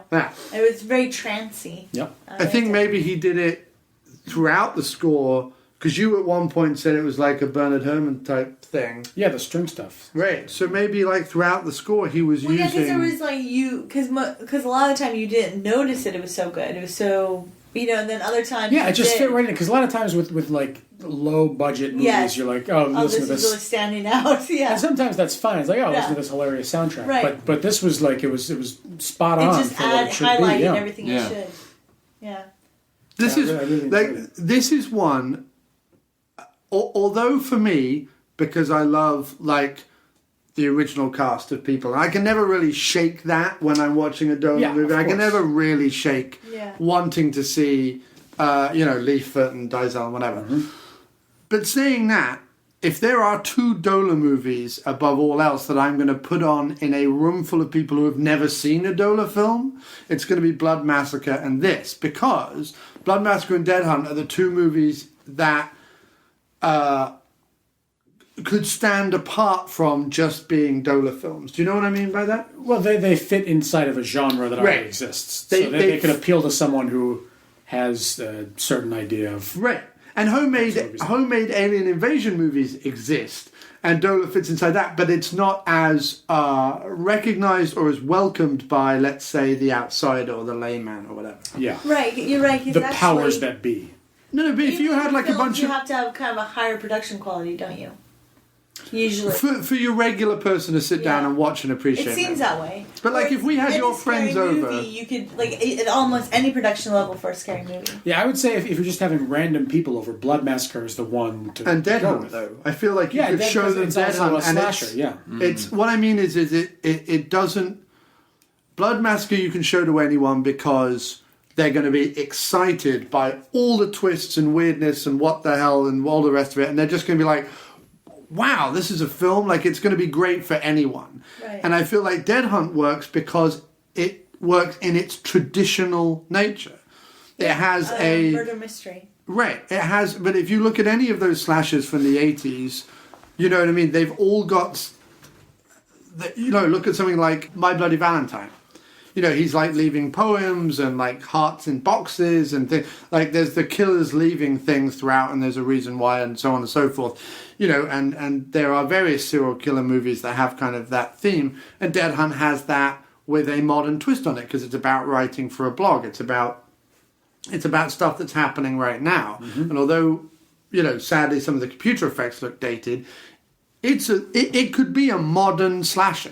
Like it's a modern themed slasher that works really, really well. Mm-hmm. Because you could make it today. And funny enough, I've always said that any movie that has anything to do with the internet or cell phones as its main plot thrust is normally terrible. And this is the one exception to that rule that I've ever seen. Well, it didn't have much. I mean, it just had email. It wasn't exactly internet. No, meaning that they all write for a website. Oh, I see. Now, you could argue that equally back in the day the story could be the same if they all wrote for a magazine, but, you know, it still has the internet website as a driving... Right. Yeah, well, so does Vampire Sisters. Oh, yeah, the whole thing. On the screen, it looks super exaggerated when you see it on the screen, on the computer screen in the movie. Yeah. But, like, and it looks silly at first, but it doesn't matter. Like, no. I mean, that you could easily translate that into Google Chat or you know, like whatever. You could relate it to Phil, and I hate to blow your mind. You could relate it to what we're doing right now in this movie. They are all assholes about it. It's like those old slasher movies where they bully the kid, and the kid grows up to resent the fact that they were all bullied. Right, and he comes back, and he's the killer on the train. Party people. That's the actual movie. You mean you're talking about Terror? Is it Terror Train with Jamie Lee Curtis really and? Have you guys seen that one? It's actually really good. It's also the same as Slaughter High. They bully him in the shower. And I've seen that one too. Yeah.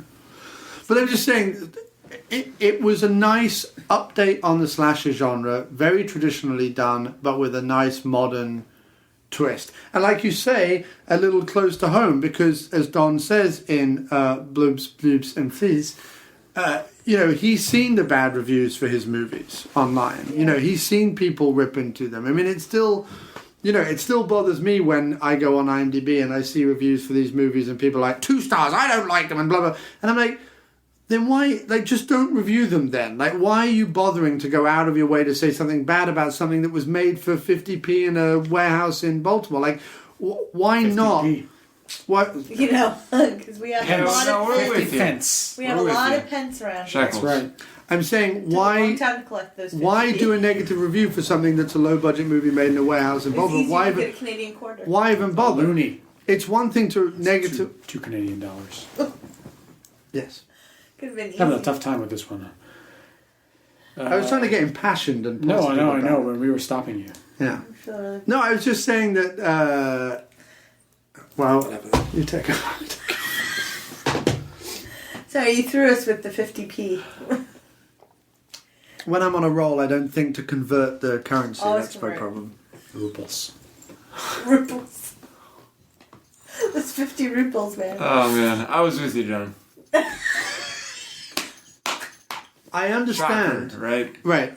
I understand if Michael Bay makes a movie for millions of dollars and puts it out there, spending millions of dollars on the marketing of something like Transformers, which as kids everyone was passionate about at a certain point.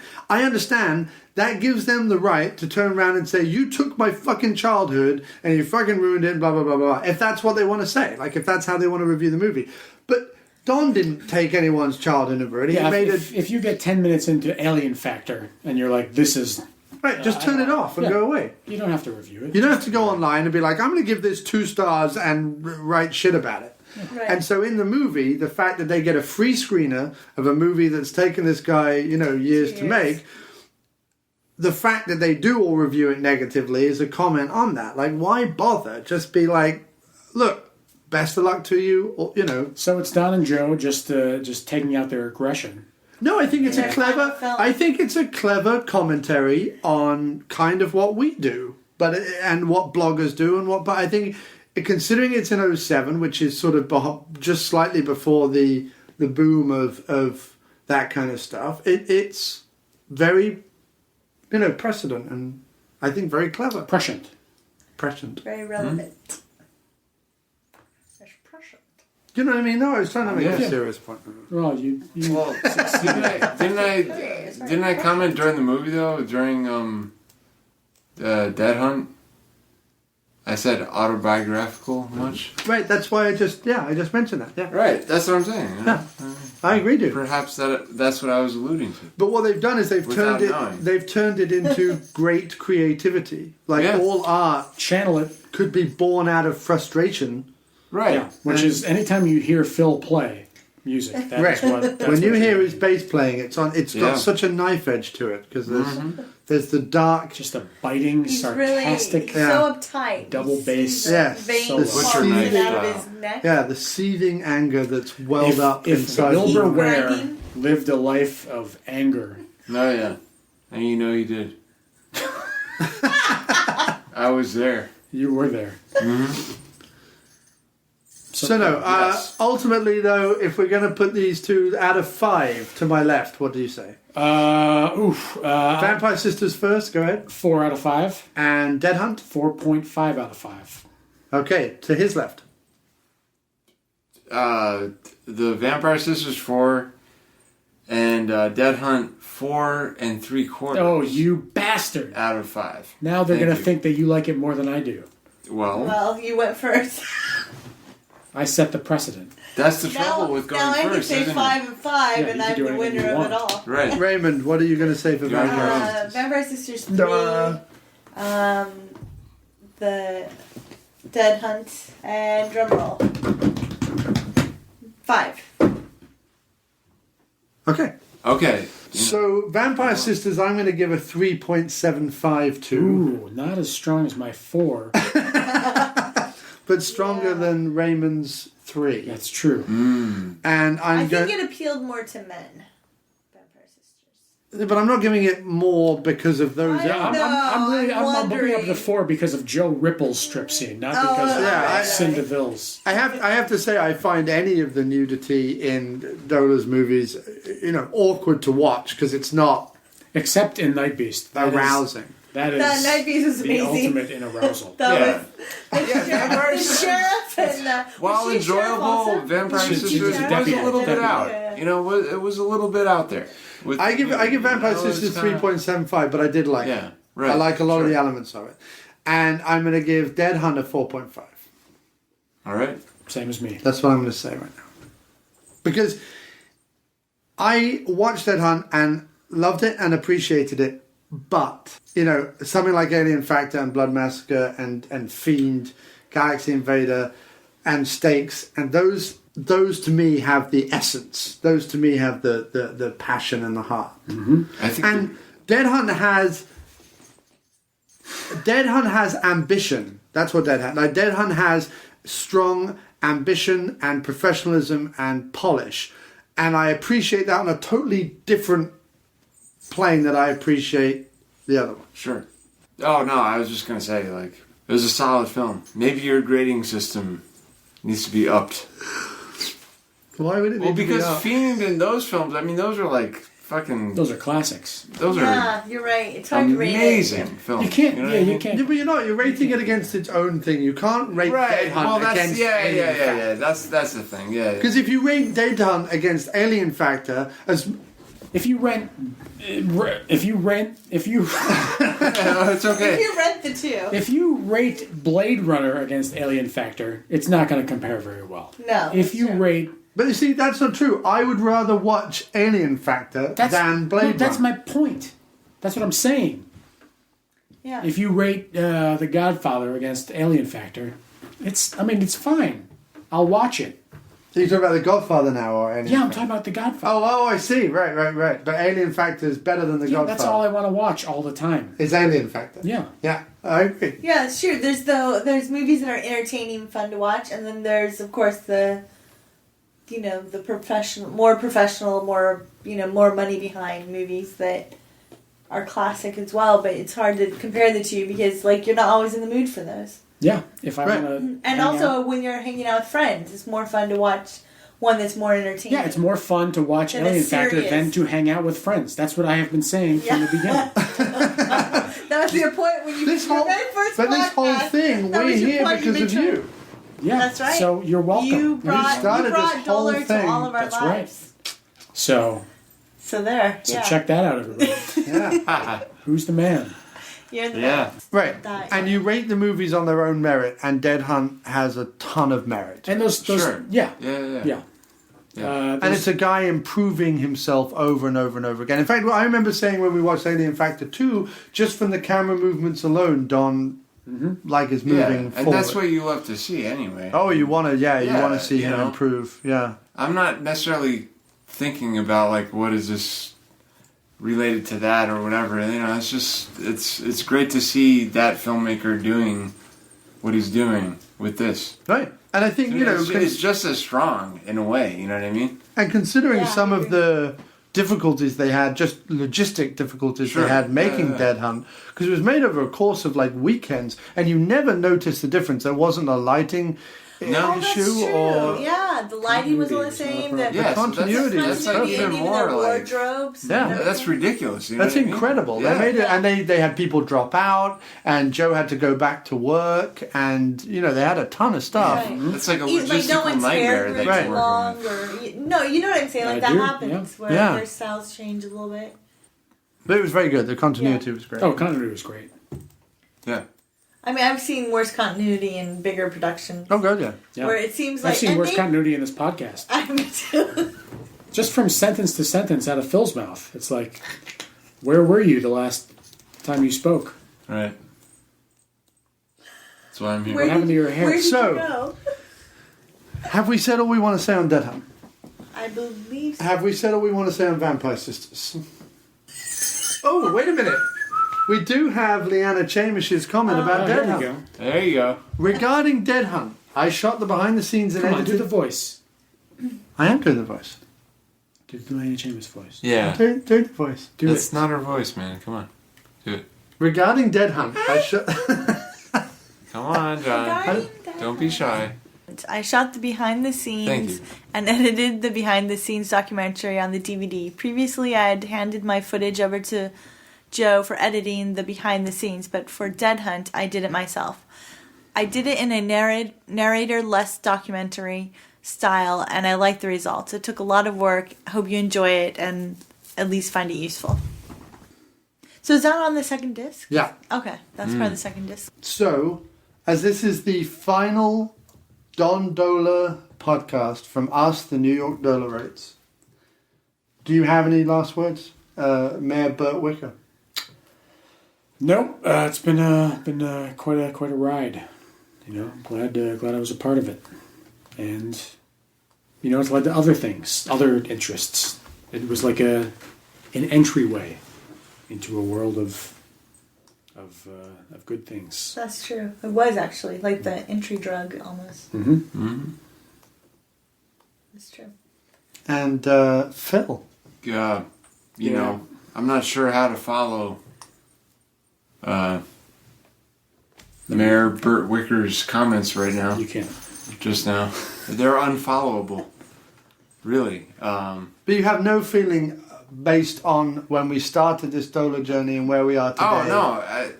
I mean, I feel, great and lucky about... I mean, I remember, Night Beast was the first one that I watched. That was awesome. And that was amazing. Yeah, and just I was remember immediately... how much John didn't like it. Yeah. I was immediately hooked. Oh, he really tore that apart. Okay, well, we're not talking about that right now. We're talking about how much I enjoyed it and was into it. But no, I mean, it's great. And the other thing, no, I mean, I'm glad I got exposed to Don Dohler's filmmaking. That's all I'm gonna say. Because it's really strong, very unique, and Definitely. creative and entertaining. I mean, just everything that you can think of is in there. So I'm very glad to have been exposed to it. Yeah, and I wanna, if there's even more nuggets that are in there that we don't know of, which Robert Long, I think, alluded to somehow, but, yeah. He said some weren't released or something? I treasure everything Don Dohler. There is There is supplementary material. I have stuff that George sent me, and I have stuff that Rob sent me, but there are no more full features. But except Crawler. When you appreciate someone to that degree, that's cool too. Right. You know what I mean? Yeah. Well, Nick went out and bought every single Gore Duvall DVD. Have you seen his website? Yeah. Yeah, it's awesome. Lots of good stuff. Yeah. But that's the whole thing, is the community of it. Because you start watching these movies and you really like them, and then you get to know the people, which is insane. A little bit. I mean, you have, and it's like a great community that's built up around it. Right. No, I feel so it's like you become very honored, part of something. Yeah. It's great. I really do. And Raymondo, did you want to say something? Yeah, I feel that as well. And you also get to know their backyards and houses. The square footage of their homes. You watch these movies more like an HGTV program. You're just like... Yeah. That's not like that she did. Yeah, remodel this and whatever. Although I was obsessed with the paint of Joe's house. I really like the cross hatching. Well, he's got a kind of two-tone, almost looked like the sky, like it was daytime all day in Dohler Land or something. It's daytime all day in Dohler Land. It just it looked like the sky of the Venetian casino in Las Vegas. Oh, you're right. Where people have been fooled into think that was the sky. Yeah? Yeah. That's beautiful. Present company included. But no, Ray, what did you have to say about this journey? One time I took them there, and I was like, "We're not outside." And she, oh my God, really went hysterical because she thought we were outside. And being, having seen this from start to finish as well, what was your feeling on the whole thing? Well, it was really nice growing up with the characters. In particular, I like George Stover straight away. In Night Beast, he really stood out for me in the beginning, and it's nice to know that he was in all of them. I felt like that was really fun to see how they matured or evolved through the is it decades?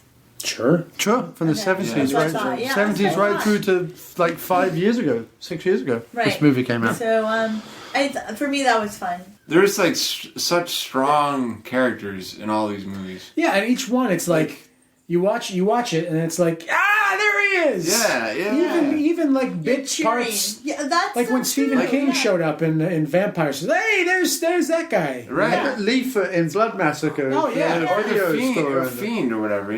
That's. Fiend is amazing. It's amazing. No, it's true. Yeah. You start cheering. Oh, Griffith has a cameo in Fiend. He sure does. Right. Griffith. Yeah. And Ruxton. Man, I mean, there's so many really strong characters, man, that, No, they were to assemble that many strong... No, I mean, it's funny for me. I want to take this opportunity to completely... I will never live down the fact that when I first saw Night Beast, because of the evening we watched it on, and because of the series of films we were covering that night, it didn't resonate with me the way that it would do later on. And I want to say that I now love the film. It's now, in my top 4 Dohler films. And I do love it, and I do appreciate it. I still like Alien Factor more. I'm still more of a traditionalist when it comes to because Night Beast is sort of a remake of Alien Factor, and I like, but I do now love Night Beast, so I do have to apologize for not liking it when we first saw it. Stupid. But it's been a just loved McBain so much. I did. I love McBain. We watched McBain, and then we also Fire the gun. Yeah, that's right. That's what it was. And Icebreaker. We watched like 4 movies, like and a Laura million was hours. there. Yeah, and she hasn't been back since. No, I know. I don't Because understand. I think we must have been up 12 hours because we watched 4 films and then we had to review It them was all. a very, very long was like- day. Yeah. I don't know how long that was. I had That's why no she's end of fun. You're right. She's never Me been neither. back. That was like that was at least 8 hours of watching movies, And then like a 5 hour hour. podcast. That's what I said. It was a 3.5 hour podcast. Actually. No, pardon me. I mean, Oh, wow. Right.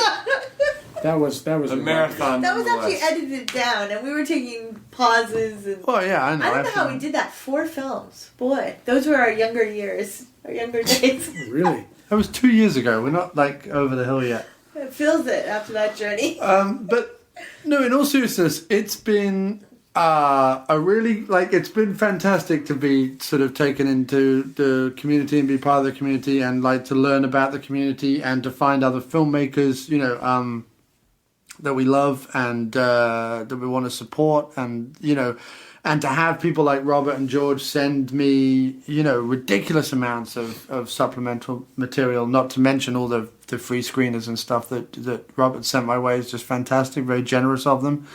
And and it's been like a great kind of continuum for us guys. Like it's a good excuse to get together and hang out and, watch these movies and have familiarity with them and like build our little group that way as well. So it's kind of, it hasn't stopped giving. It hasn't stopped being a positive effect in our lives. Yeah, and you got to say thank you to John Kinhart too, because without that documentary, I never would have watched any of this stuff. Right, and it added a different resonance to the movies when we finally saw them. Right, That's to know true, the backstory yeah. ahead of time. And we still have. I hadn't seen it, but you told me about the documentary, and that I think got all of us excited to see. Yeah. No, I mean there are 2 Holy Grails left.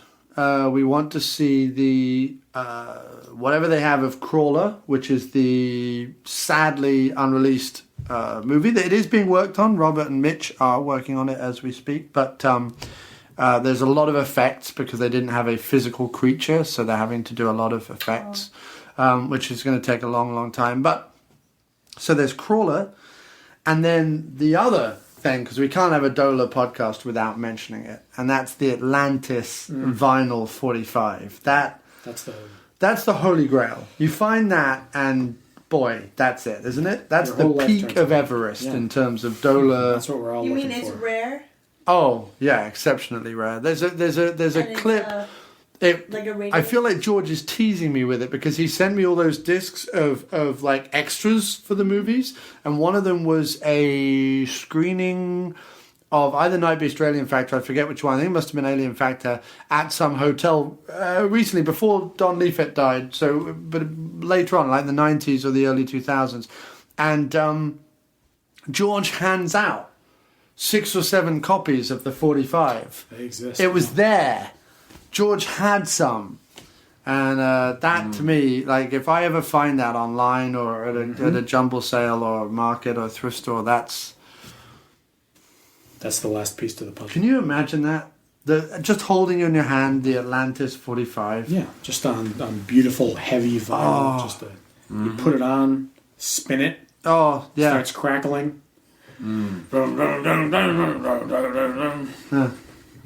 Baby, someday I'll be home to you.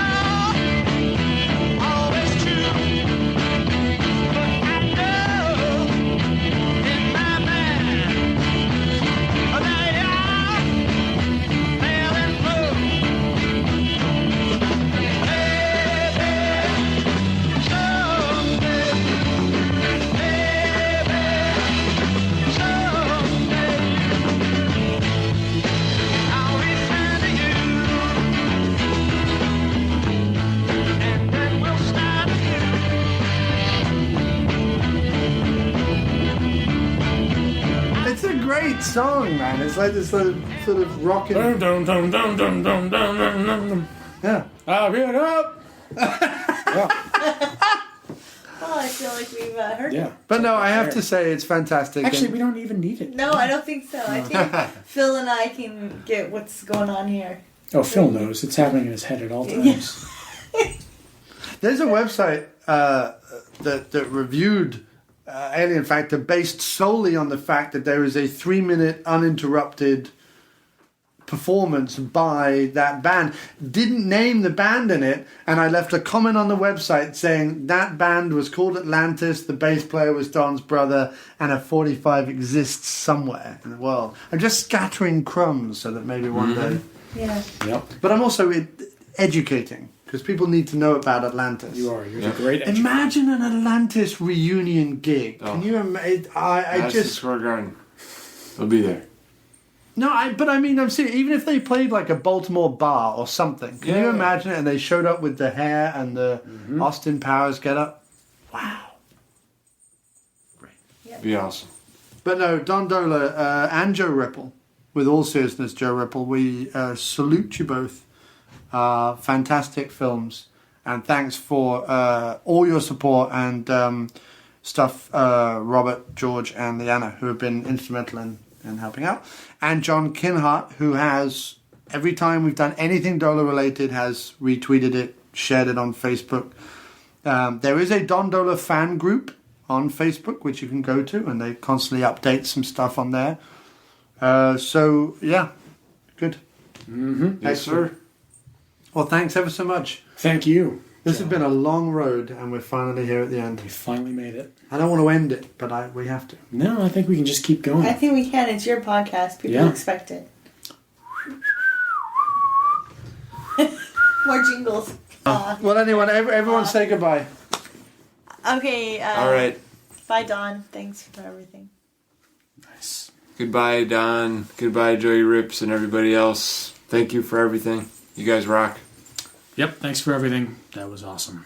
Good work. Dohlerites out.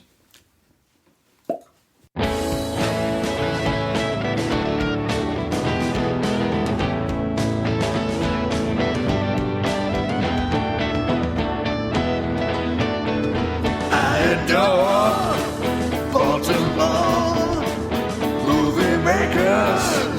By the score, Alien Factor. Then comes Fiend, then the Night Beast. He hits Steed, yeah. Dohler, Stover, Griffith, and Frith. Dudley Burt's Mighty Tash, Hoodwinkers after cash. Galaxy Later. The Massacre, Alien Rampage, and Monsters. Then come Snakes, Vampire Sisters too. Finally they're on, and then you're through.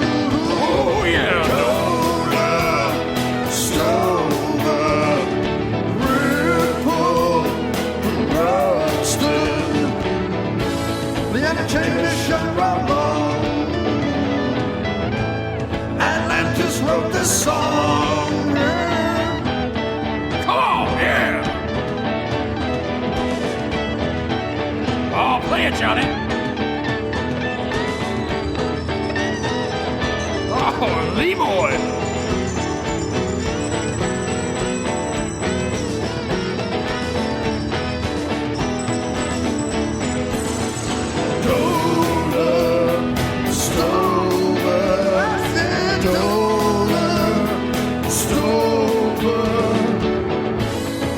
Legacy lives on in this podcast and this song. This song, Atlantis. Come on.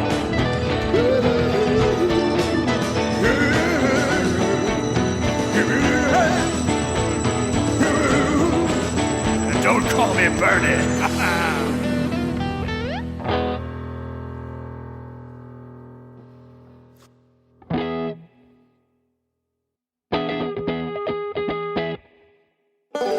Like the show?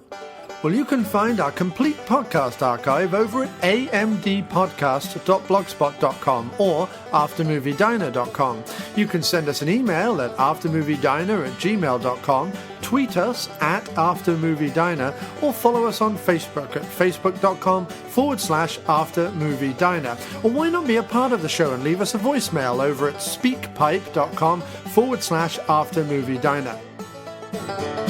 You can also support the show a number of ways: by spreading the word to family, friends and co-workers, by writing us a review over at iTunes or TalkShoe, by purchasing some excellent diner merchandise over at cafepress.com/aftermoviediner, by donating on our website, by advertising with our website, or maybe you're a regular Amazon user. If so, then before you make a purchase, go to amdpodcast.blogspot.com, aftermoviediner.blogspot.com, or aftermoviediner.com and click through the Amazon banner ads. It costs you nothing extra, but they throw us a few coins for the trouble.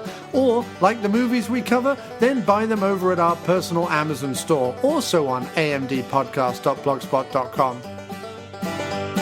Really, thanks everybody for everything you continue to do, and please keep listening.